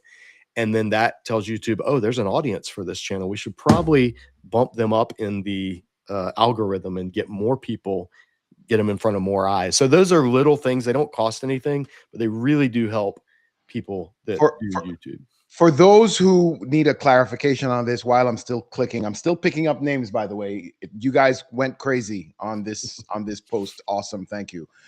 For those who wondering about that, if you are a Christian and you're concerned about like evangelism and that kind of stuff, this is digital evangelism. Yeah. When you like one of JM's videos, the algorithm decides or determines that people are interested in his content. It then decides to send that video spontaneously to other people who are not subscribed to JM. So yeah, JM has tens of thousands of subscribers. The way we get the message out to people that are not subscribers, potentially not Christians, but they like history, or they like martial arts, or they like a dating table for singles, etc., etc., etc. I'm serious. The algorithm will will look at the transcript of what's being mentioned and say, this person over here doesn't follow JM, but might be interested in this topic because they're talking about Egyptian history and they're talking about Senamut and they're talking about XYZ and El and Baal, etc., etc. So the engagement with the content is very important. It's not a vanity thing to go out and say, I got 100 likes on this. It's really so the algorithm can be aware of, hey, people, it's not just JM here talking to himself. People actually are engaging with him and they're actually connecting. Trick little thing for you nerds that like to think about the algorithm and that kind of stuff.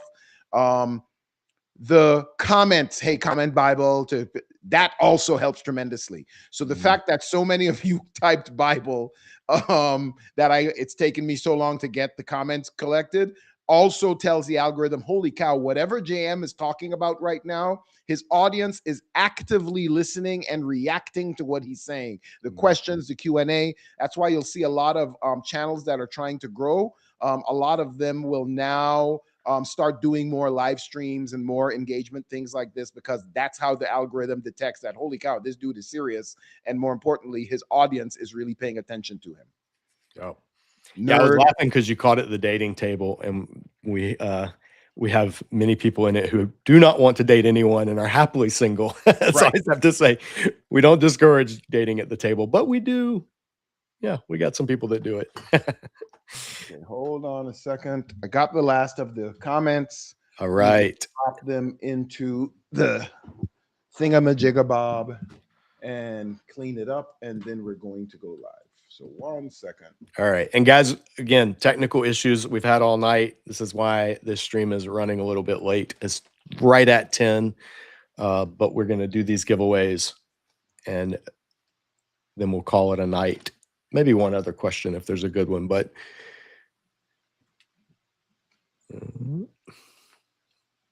just cleaning up the names. Give me a couple of seconds. Fine. As a matter of fact, hold on a quick second. Any other great questions in there, JM? Start talking about a question if there is a super duper. Yeah. I'll grab one. There's one that says KLB Bringman says question.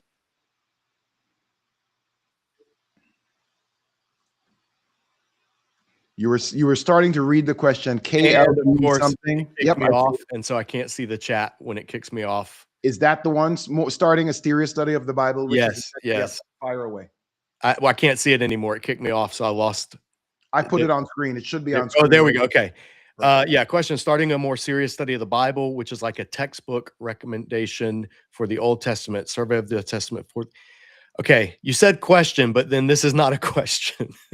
So let me see if I can decipher this. Starting a more serious study of the Bible, which is like a textbook recommendation for the Old Testament. Survey of the Old Testament, 4th edition, Andrew. Are you asking for another recommendation, or are you asking what? I mean, I have Survey of the Old Testament. It's right up behind me. It's a thick textbook used in college or Bible college or seminary intro courses.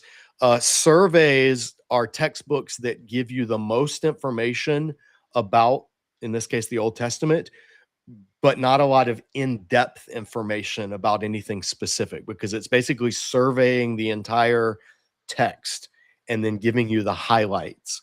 So it's a little more than you'd find in a study Bible, but not what you would find in a commentary necessarily, or a book just about that particular book of the Bible. So in terms of that particular Old Testament survey by Hill, I believe it's Hill and Walton, it's very good. It's very heavy. It's very expensive. It's full color. And yeah, it's definitely one that it's reputable. It's definitely reputable. Okay, Gregory, you got the wheel? Almost. Halfway right. through cleaning it. There was somebody, MMJF1 me says, please answer earlier question about local church versus personal Bible study. I don't know what that earlier question was. So if somebody reposts it, maybe I can take a look. Watchtower Hunter, I had no idea the algorithm actually scanned the transcript. Absolutely. Every YouTube video, it automatically creates a transcript. YouTube uses that to determine to sell to advertisers, what advertisers want to. That's how they try to match up the most interested advertisers with the video content, so that then, you know, YouTube wants creators to succeed. Like, they want us 100% to do well, because then YouTube does well. So it's kind of like a win-win for everybody. When a channel does well, YouTube does well, advertisers want to put their ads in that video's content. And so it's all part of it. It's just all part of the game. While I'm still cleaning, let me just add some context to that. This will probably freak some of you out. YouTube, TikTok, Instagram, all of them, on Facebook, every single one of them, they're all noticing humans' attention span shorter. So there are a lot of focus on the short, like clip type things. They not only look at the transcripts of everyone, they look at how, like, especially if you're doing this on your phone, they look at how long your eyes stay focused on what part of the video, and determine by that, oh, you like that. If you ever wonder why the reels you get, if you ever go and start scrolling through reels, oh my God, these are all so amazing. It's because it's figured out what you like. If you're a Toyota guy and you like cars and you've looked at, literally, you didn't click, you didn't share, you didn't like, you didn't do anything. You just looked at 2 or 3 reels about Toyota trucks being amazing. It's going to start sending you more reels where anyone is talking about a Toyota truck. There's pictures of Toyota trucks, anything along those lines. So yeah, and some people consider that evil, whatever, you know, that's a different conversation. But the platforms are looking at everything you do, everything you watch. That's why in men's, don't do this, anyone necessarily, I do this. In men's accountability groups, I'll sometimes have the guys that I'm in relationship with. So don't be a jerk and go and do this to random strangers. Guys that I'm in relationship with, we're studying the Bible together, say, put down your phones, open up your TikTok or Instagram For You page feed. That exposes immediately what you're looking at. If I go to your For You page feed and all it has on it is girls in bikinis, the algorithm has figured out that you like girls in bikinis. If all you're seeing is stuff about history and the Bible, the algorithm has figured out this is the kind of stuff you like. You don't need to click on it. You could hide it. You could try to delete that you looked at it. The algorithm has figured out this dude likes that. I am going to send it to him. Yep. Big so brothers. do with that what you would. Almost done with the cleaning. Someone just joined. Oh, that's JM that got kicked again. 1 second. Almost done with the cleaning. We're like a couple seconds away. You're back, JM. Yep. So yeah, just Big Brother is always watching and gathering data on you. Whether you think that's good or not is up for debate, but it's the reality we live in the world. Yep, exactly.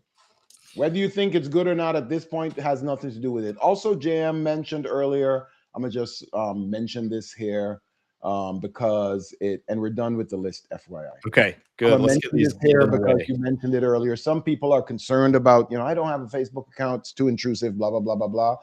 How I control my own personal Facebook accounts is I limit who I follow. So if you don't like all of the political stuff and this and that and the other and the people being, really fighting, don't follow it. If you don't follow it, it won't be on your feed as much. It's literally, and we can roll whenever you're ready, Jam. It's literally showing you the things that it has determined you're interested in. So if you don't like your feed, change what you like. Yeah, change what you can kind of control your algorithm. You 100% control it. All right, let's spin the wheel. So this is going to be for the Defending the Faith Study Bible. We're just going to go my right to left. So Defending the Faith Study Bible. The winner is Bryce Grow. Bryce, G-R-O. Email me. Say, I won the Defending the Faith Study Bible.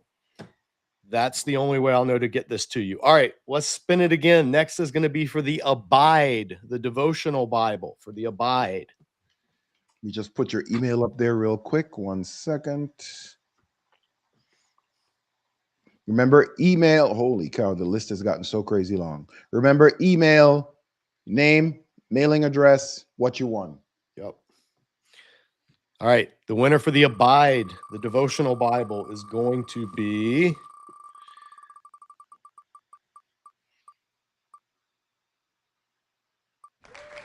Ooh, Adrian. All right. Adrian, you won. Let me hear from you. Abide devotional Bible. Next up, the Fire Bible. The Fire Bible. With the pretty cover, but the questionable content. The Fire Bible. I hope the Fire Bible publisher is in here yelling at me right now. Well, I mean, my reviews are pretty public. Renee Lacey, 7058.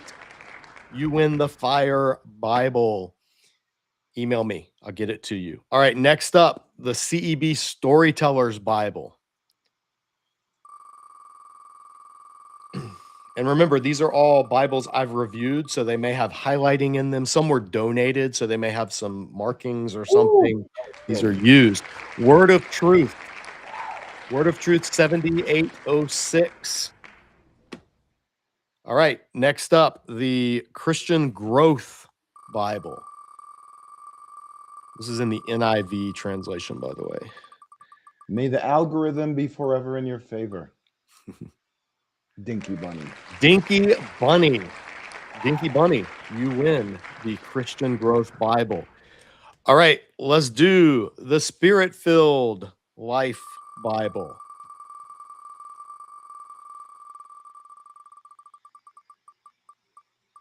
The winner is... Ooh, that was close.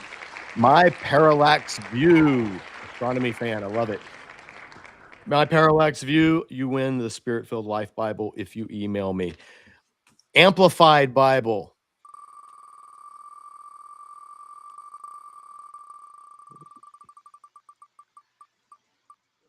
Amplified is going to Lasglez0. Lasglez0. You win the Amplified. Lastly, the Tree of Life for this round.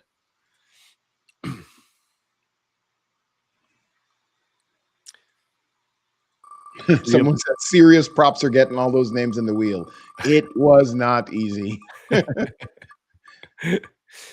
Tree of Life Bible is going to Chloe Martell, 9927. Chloe, Tree of Life Bible is yours.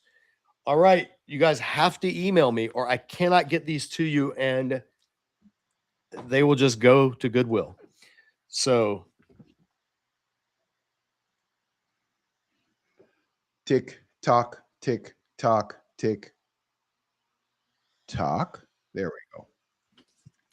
And he's back. Oh my gosh, this stream is killing me tonight. Okay. As the JM said, email him your name, your correct mailing address must be in the US. What you won, email him now. Yes. Keep the stream running in the background. You can hear it. Go and send the email now. The dude wants to mail everything out by tomorrow or Sunday in one shot. Yeah. Get them out to you. Yeah, it'd be great. I had somebody message me like 2 weeks later after they won something one time. I was like, and they didn't tell me what. I was like, I don't remember. You lose. Yeah, these will go to Goodwill if I don't get His tables, shelves, and storage will thank you. Yeah, for sure. Because you guys can't see what I see, but I am in a small apartment here. Someone said, pass the hat to get JM better internet. I'm going to say get better internet and less Apple computers. Yes, I will hate on the Apple developers also. Listen, this is the only time this has ever done this. True. We've never had this problem before. I don't know what it is. And it started from early, even like before the stream when you and I were just talking. Yeah. It's 15 minutes. Been kicked him out twice. We were like, what the heck is happening? Yeah, Restream has not been at its best tonight. All right, let's do, are there any more? Let's do maybe one final question if anybody has real quick, and then I'll get ready. We'll do the last giveaways of the night. We'll do 2 more Bibles and the Septuagint. We'll do the Septuagint giveaway first. I want to make sure an actual Bible nerd gets this because this is a really good resource and it's not cheap. It's yeah, I just want to make sure this is not just like, oh yeah, I won, and then it just doesn't ever get used. Like, this is quality biblical scholarship. All right. I see a question from DJ Lopez 214. Says, thoughts on being at peace with church teachings, even when you disagree on things. Join my church because I think we agree missiologically and most doctrinally. Bible nerddom has made it hard. That's a really, really good question. And I want to say this. You can have fellowship across theological lines. You should have fellowship across theological lines And every person, there are going to be things to you that are very important, things that are kind of important, and things that aren't important at all. And every church is going to it's going to align up in different ways with those things. So some things are like big level issues. I'll just give an example. Those of you that watch the channel, you know I am a strong advocate for um, listening to and realizing the body of Christ in Palestine and Arab countries. Like, I think Middle Eastern Christians get shafted by popular Christian evangelical eschatology, and they become a pawn in a bigger game of Left Behind, Late Great Planet Earth, what Revelation prophecy is going to unfold where, stand with Israel, the modern country, no matter what. So I could not be a member where I submit to the leadership of a church that was a Christian Zionist teaching church. I just personally couldn't do it. It would be too much of a struggle for me. I would be praying against the leadership. I would be praying for God to convict them, and I wouldn't be able in good conscience to submit to their leadership. But I could absolutely minister alongside and have fellowship in my life with people in those traditions. And in fact, I do. One of my really good friends is full on in that stream, and I love him, and we argue, but we genuinely love each other. So for me, that would be like a high level issue. For other people, if you're a woman and you're called to teach the Bible and you've been equipped and have a burning passion to teach and to preach, I don't think you could submit to a church that said you are not allowed to teach and to preach other than to kids or other women.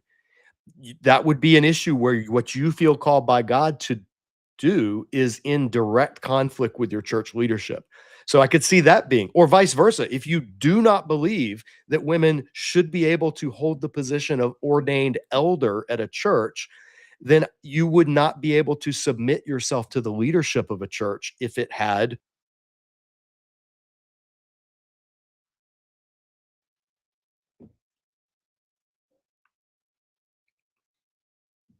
All right, where did it cut me off? You were about to say if they have women in their leadership, Yeah, if you able to submit to that. Yeah, you wouldn't be able in good conscience to submit. So the reason I mention that is not to single out any particular view. It's to say that the importance of a doctrine in your personal ministry calling is going to determine where you land in your local church. I go to a church now and I love it. I love being a part of it. I know that the teachers are more reformed than I am. I know that the primary pastors on staff have more of an Augustinian, more of a Lutheran, more of a Reform, more of a Calvinistic view than I hold. But they're incredible teachers and they're incredible pastors, and the community is amazing. And they know that I'm not of that, but they also know that I'm not trying to undermine their ministry by, going around in the church and teaching people why they're wrong. So for me, it's a level where I can be comfortable and submit to their leadership without having to compromise something that's like at the core of who I am theologically. So for different people, there are going to be different things that you are able and aren't able to submit to. I wouldn't look for those things. Like if you go to a church and the pastor believes in old earth creationism or evolution, guided evolution by God, and you are a young earth creationist, I would encourage you to sit under that pastor's teaching and let that be an issue that you can agree to have differences on and be willing to learn from. But I just say that because that's not a hill I would die on personally. So there may be some for you that are different, and everybody's going to land where you are, but try to make those as few as possible, things that you are willing to leave a church for. Yeah, that would be my advice. It's a long-winded answer, but it's an issue that's very easy for Bible nerds and theology nerds to become Bible snobs and theology snobs, and to become divisive, just like the knucklehead that was in the chat earlier, dropping Bible verses about women in ministry. That is not fruit of the Spirit. That's a divisiveness. And it's very easy to become that in our zeal for what we think is important. And so we just have to be able to throttle back and say, is this a first level issue? Is this a second level issue? Is this not even worth considering as an issue? And I assure you, as a Bible nerd myself, that gets highly omitted if you don't agree with something that I think is absolutely clear in Bible, like, you know, complementarian versus egalitarian. I think that's super, super clear in the Bible. But if you don't agree with it, rather than get highly omitted, I think there is a valuable theological, biblically based lesson in there, like JM just said, for you to sit under that thing that you disagree with, to learn to disagree properly. Our response as Christians to every disagreement need not be, I now need to separate myself and leave. A lot of times the response to disagreement is, I'm going to sit put and be under submission to where I believe God has put me, and agree to disagree and still keep serving, still keep doing, being generous, still keep all of it. But I disagree on this one point, but that's not a salvific point. And I think that's probably the bigger lesson in the disagreements than trying to find, like, I'm in a couple of really big Bible things, Bible groups on Facebook, and there's always this question. Does anyone know a church that agrees with this thing that we stand on? You know, we stand on, whether it's Reform or whether it's, you know, Heiser's theological stance, or whether it's the Orthodox thing, whatever. Is there, do anyone know of churches in your region that, I'm looking for a church that believes in this in Tulsa, Oklahoma, or Dallas, Texas? And I always sit and I think, I'm like, do you really need a church that reinforces all of the things you already believe in? Or should you maybe go to a church that doesn't agree with some of it so you can learn to interact with them? 75% of the Pauline corpus in the well, obviously in the New Testament, is Paul telling, you know, the church how to get along with each other. Yeah. Yeah. And churches are going to be judged by, we're going to be judged by our faithfulness to the gospel for sure. But we're not necessarily going to be judged by our theological acumen. We're going to be judged by how we love one another and how we love the world and how faithful we are. So yeah, keeping things in perspective. That you mentioned the Heiser point. That's a great one. I know Christians that'll dismiss anybody that dismiss anybody that, and I don't want to call it a Heiserite. I love Dr. Heiser's work. Jam and I actually disagree on this. I was just about to elucidate a bit more. You and I, JM, actually disagree, because I've heard your reviews of his books on much of the Heiser thing. It doesn't stop me from coming here and serving you and your channel. Like, I could care less that we disagree on it. It is what it is. There's there's going to be plenty of issues. There's things that Carmen and I disagree on, and she's one of my favorite biblical minds in the world. Same thing with Richard Middleton. I mean, there's just David De Silva, like all the people who I really, really respect and cherish their ministries. There's some things that I'm like, yeah, I don't land there. We land differently on that, and it's okay. We're strengthened for it. So I completely agree with what you're saying. It's just, don't make something a hill to die on that Scripture doesn't make a hill to die on. Yeah, the best scholars will always say the things that the Bible speaks softly about, you don't want to be yelling loud about it. The Bible doesn't speak super loud about eschatology and translating and figuring out when the end times is going to happen. That's not, like, there's very little content about that. Yeah. But we make that a hill that we will absolutely slaughter each other on. Yeah. And it's crazy talk. Well, Gregory, let's do this. Let's load up the wheel for this giveaway. And I'm going to have, and then I want to answer JSK 95's question, because he raised a really good question about the annihilationism controversy that's going on right now. And I say controversy in quotes, because basically it's like Christian heresy hunters are mad at Kirk Cameron for his view on hell. There are a few things I could care less about in this world, but it does touch on exactly what we've been talking about. So it's a great question.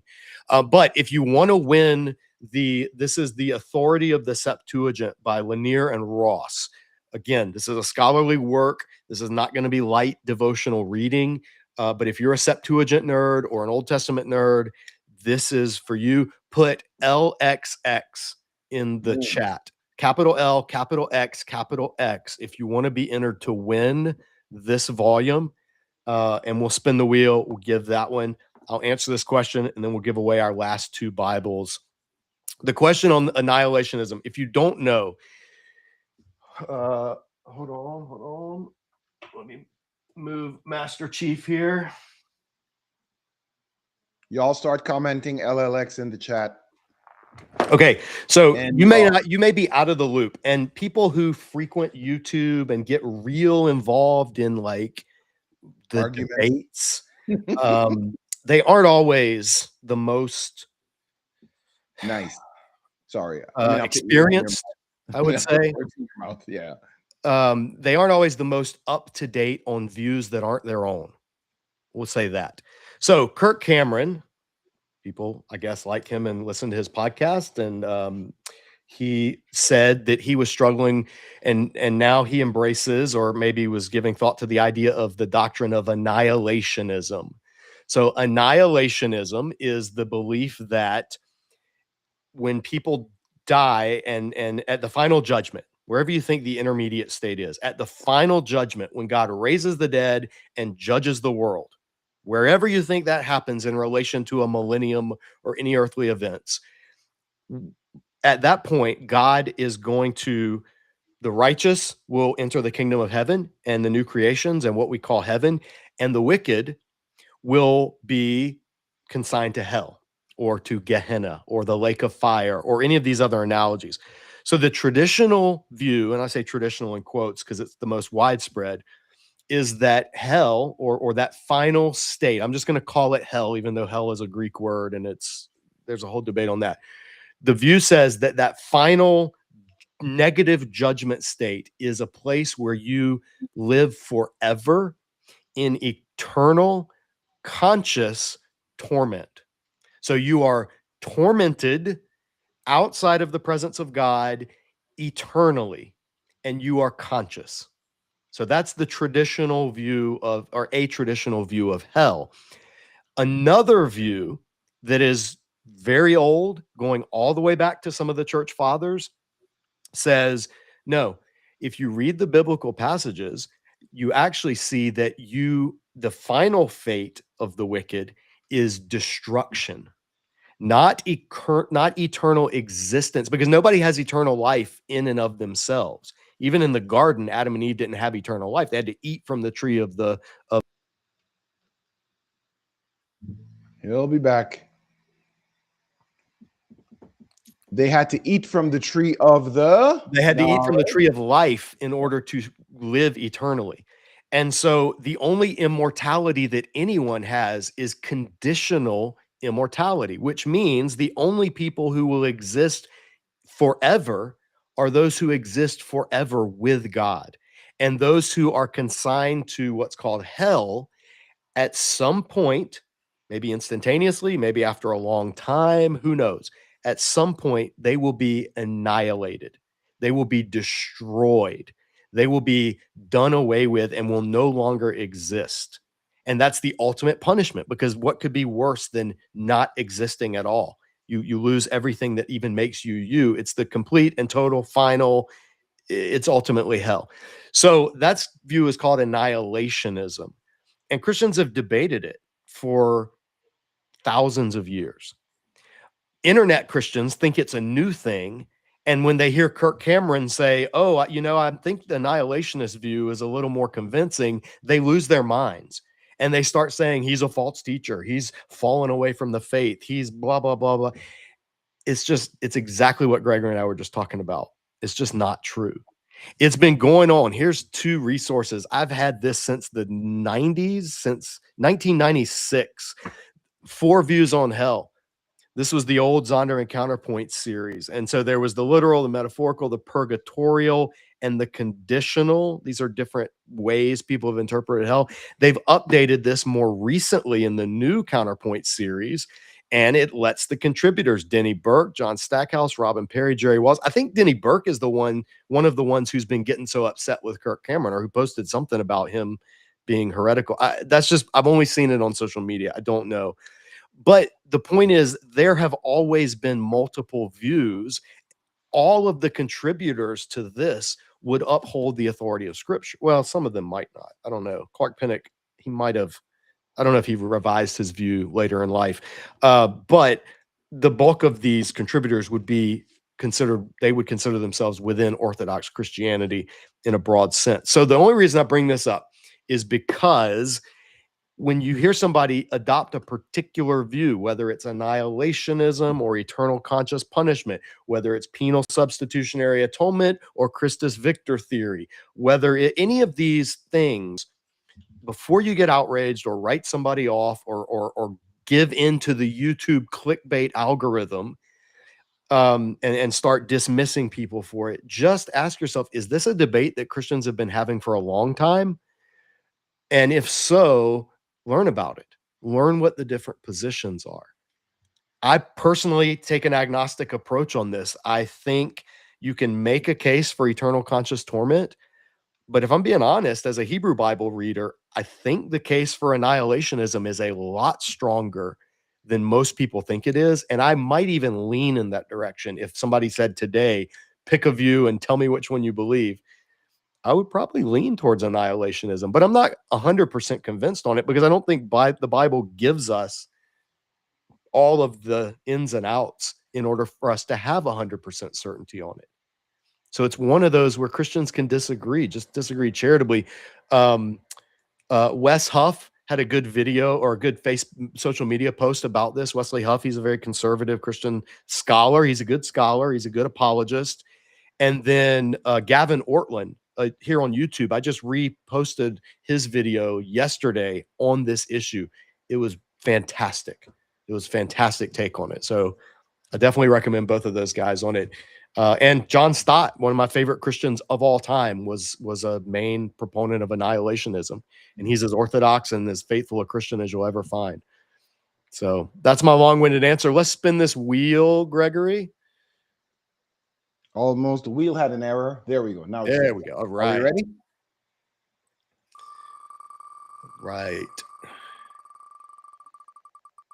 All right. This is for the Septuagint. The winner is the U Exodus 8077. Email me. I can't get this to you unless you email me. And this is worth having. All right. Let me do one more.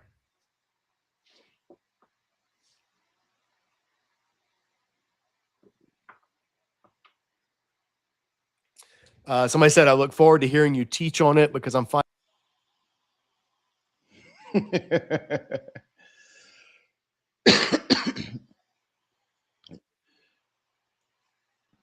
You were saying, JM, you were saying that someone said they look forward to you teaching on it. Yeah, somebody said they look forward to me teaching on it. And I was saying I probably won't because that's a systematic theology question. And I do more biblical studies than systematic theology. So, I mean, unless I have a guest on that's done some work on it, I typically don't spend a lot of time teaching on those things. Just it's not my wheelhouse. It's not my lane. So I try to stay in my lane. But in our series here in the podcast, we have the Disciple Dojo has a podcast, and I'm wearing a TENS machine, by the way, because my back's been really, really bad lately. So I've been being zapped with electricity for this whole live stream. Maybe that's sending the internet crazy. Well, it could be. Maybe that's why. One of the pads just came off and it's like shot the crap out of me. But what I was gonna say is on our podcast, the Apocalypse Now, what the Bible teaches about the end times, we mention annihilationism in the final session of that podcast. It's not here on YouTube. It's audio only because I taught it like 15 years ago. But if you're interested in that, that would be where I would send you first. And then we have recommended resources in that series. I would say go from there and check those out. So that Zondervan Counterpoint series would be where I'd tell you to start, because there you'll get the biggest or you'll get the most like succinct overview from people that have different views.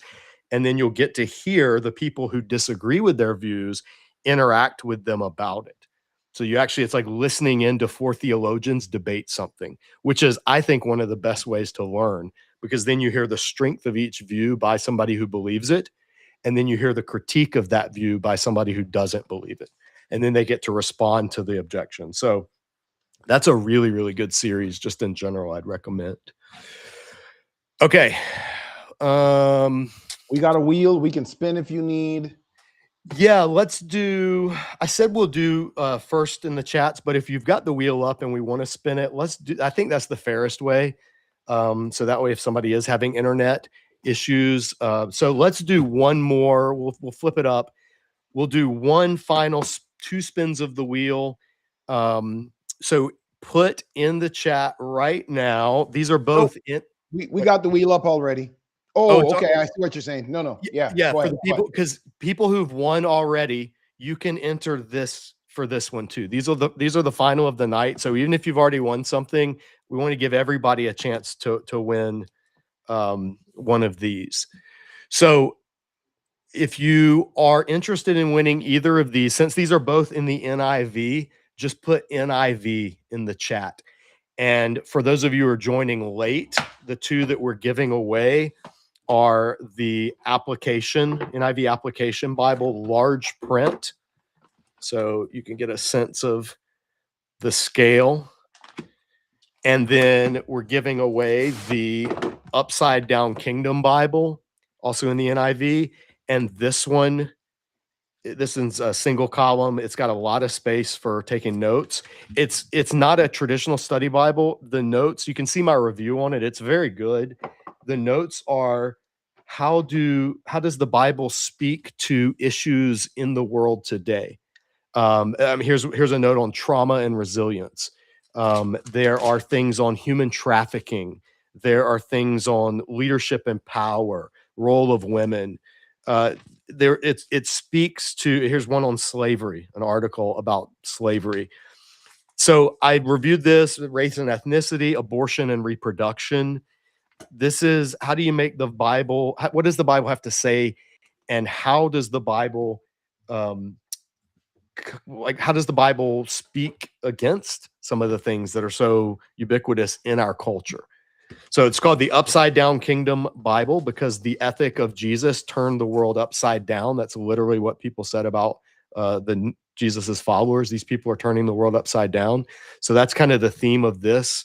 And it's very good. I was impressed with it for what it is. It's not an in-depth technical study Bible, but I think it's, for what it is, it's very good.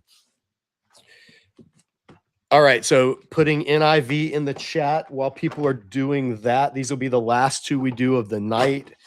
We've gone late.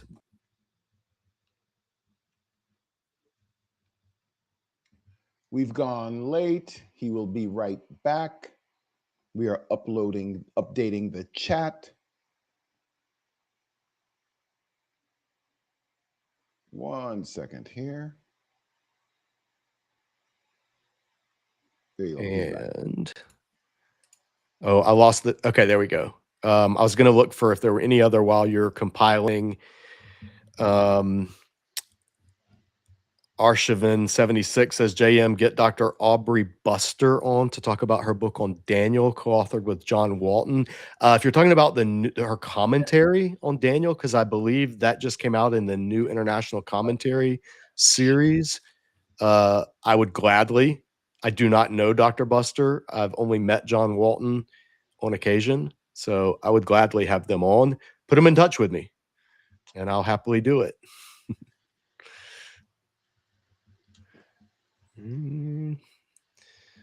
All right. Where are we standing, Gregory? As good as done. All right. Y'all went hard with the NIV again. Thank you. Oh, Gregory has a guest with him. What's up? Gregory, you're not going to introduce? Absolutely not. Who is this? All right. It's my daughter, Ayan. One of my daughters, Ayan, sorry. Ayan, welcome to the live stream. The baby. It's like the angel on one shoulder. You need the devil on the other. No, I'm good. Thank you. Like any good dad, I probably shouldn't say this in front of her. She has me wrapped around her little finger. So as she needs, she can be both the angel and the devil. And yesterday was her birthday. Hey, happy birthday. Thank you. I hope y'all did something fun to celebrate. We allowed her to live another day. How's that? So gracious. Exactly, isn't it though? So let me pop this up here. The wheel is ready to rock. All right. Let's hide these lousy ads. Say when you're ready. Yep. Let's spin the first one. This is going to be for the application, the NIV application, large print. Oh, Jessica 246. You're the big one tonight. I know we could redo winners, so that's fine. But I think Jessica was our very first winner tonight. Yeah. No, it's fine. This was open to everybody. So you win 2 things. So Jessica, you got to send me another email and tell me that you are the winner of the large print application Bible. All right, let's do our final one. It's at 10:40. We've gone over, but we've had fun and we've had good discussions. This one is going to be for the Upside Down Kingdom Bible, edited by our friend Preston Sprinkle, with contributions by a number of people whose work I very much appreciate. Let's get this one a new home. Ready when you are, Gregory. I'm ready. Boom. Spin it. Thanks for all the birthday greetings. FYI, Ayan means gift from God. I am a girl dad. I got 2 daughters, but also a son. My eldest is a son. All right. Oh, of course. It has to be a name that's... You pronounce that. User OG2QJ8ZG6Y. Seriously. You are the winner, whoever you are, whatever your real name is. You have to send me an email that says you won the Upside Down Kingdom Bible so I can get it sent to you. Otherwise, I don't know what I'm going to do with all these Bibles sitting around in my apartment.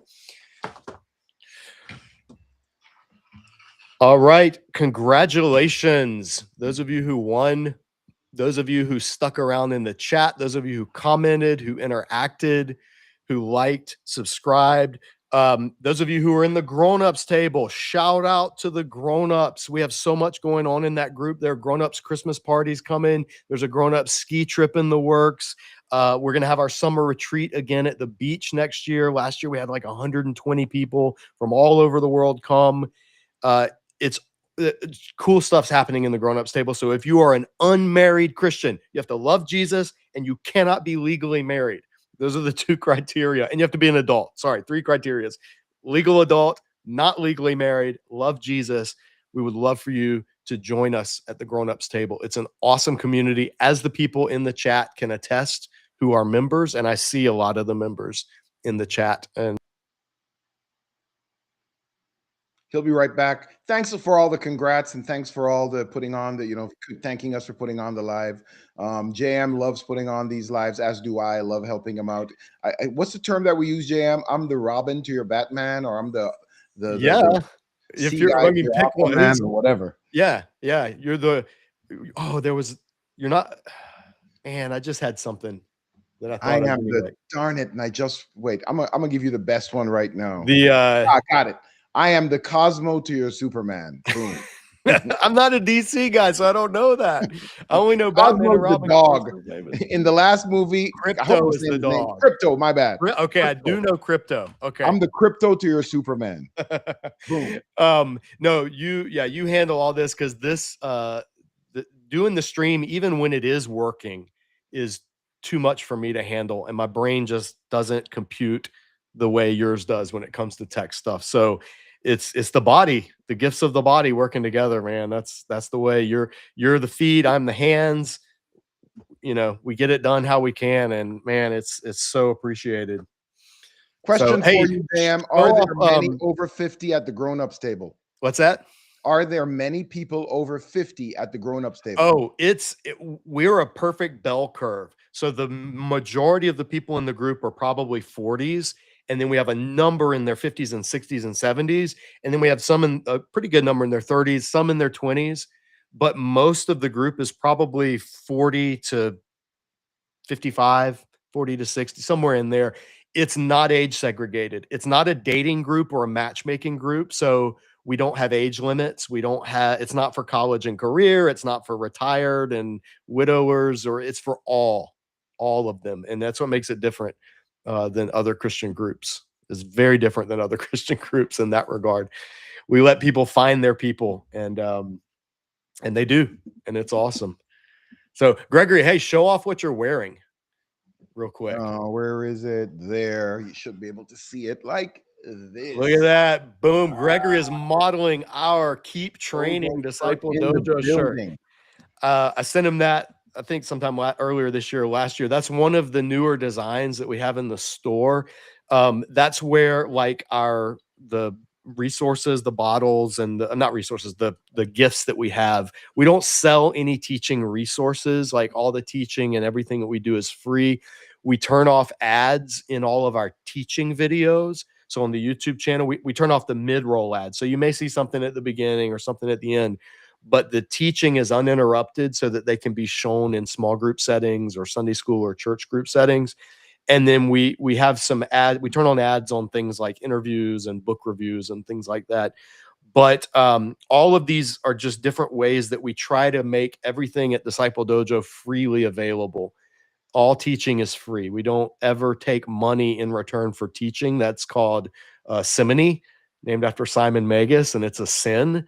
And so we don't do that. But we do say if you appreciate any teaching that we do, any of our resources, reviews, anything, and you want to show it, again, our monthly dojo donors are the lifeblood of this ministry. And even if it's $5 a month, $10 a month, we don't do Patreon. We don't do super chats here on YouTube. We don't sell YouTube membership. A lot of people do that, and YouTube's kind of pushing us to, but we don't want to do that. We want it to just be, if you appreciate this, you give. And if you want some stuff, like tangible stuff, like our Old Testament timeline mug or water bottle or the nice shirt Gregory's rocking or hats, we have a new Disciple Dojo design. This is our Disciple Dojo Samurai in front of the Aleppo Codex text of Joshua 1. So things like this, we have those available in the store. It's not we're not looking to be a clothing. We're not looking to be Damon on Shark Tank and start the new FUBU or anything like that. It's just a way. I'm an artist. I like getting fun designs out and people having stuff that kind of, oh, what's that? What's Disciple Dojo? And then getting the word of mouth. So if you do become a monthly dojo donor, I always say this in our videos, we have patches, iron-on patches. You'll see these on some of the hats that I wear, which are, of course, out of my reach right now. But if you become these are for our monthly donors. So if you become a monthly dojo donor at any amount, I don't care how much you give because I don't see it. Our board and our finance director has 100% oversight of all finances. I just do the teaching. If you become a dojo donor, all you have to do is shoot me an email, discipledojo@gmail.com, and just say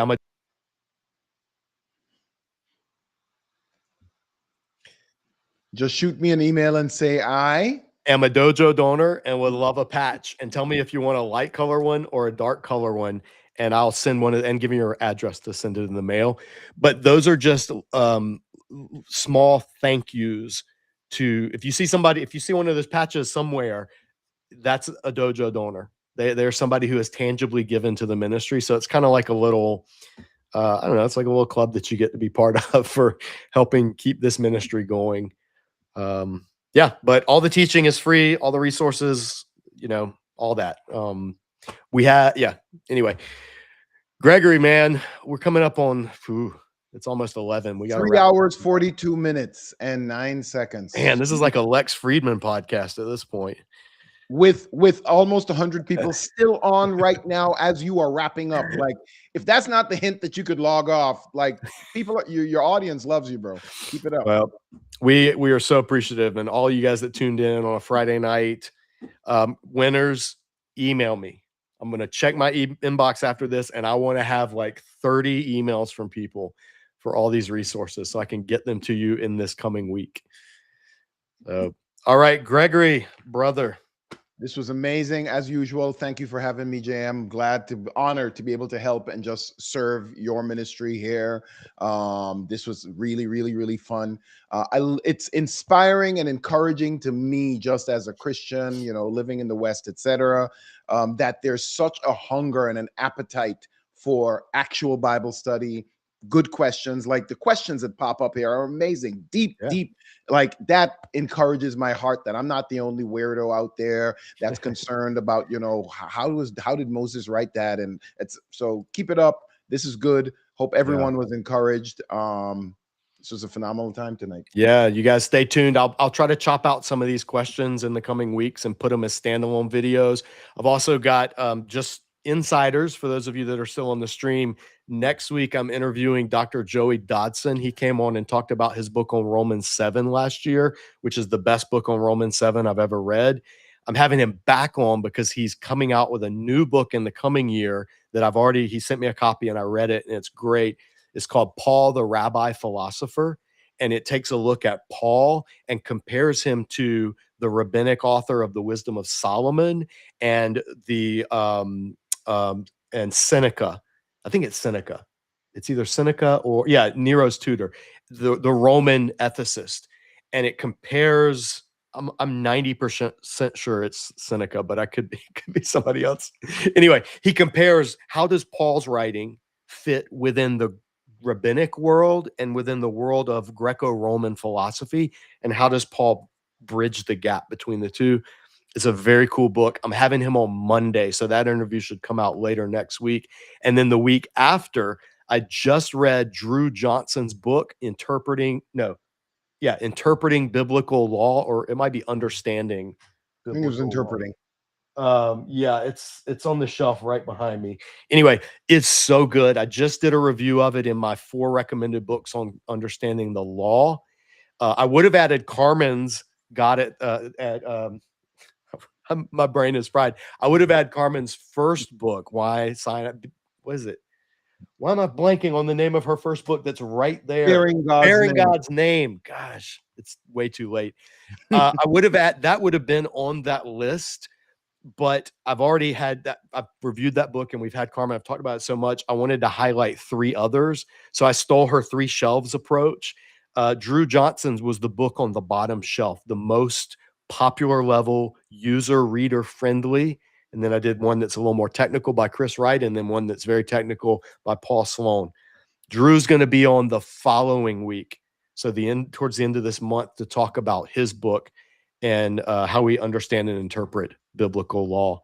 So we got some cool guests coming up in the new year. In January, Christopher Wright is scheduled to come on. We're going to talk about the updated 2nd edition of The Mission of God, which if you've ever heard me or Carmen talk about is the best work of overall biblical theology in the English language. He's coming on. He's my white whale in terms of scholars I've wanted to talk to that I finally landed. I'm super excited to have Chris Wright on in January. And yeah, we're just going to have a lot of cool stuff coming. The more you guys follow, like, subscribe, talk about, share, the more we're able to do stuff like this. So, all right, my friend. I was literally timing it. I'm like, he hasn't gotten kicked off in a hot second here. He should get kicked off anytime now. Yeah, I was just saying. I was saying to myself, you haven't got kicked off in a minute. There we go. That's definitely the sign. Time to wrap it up. So this was great.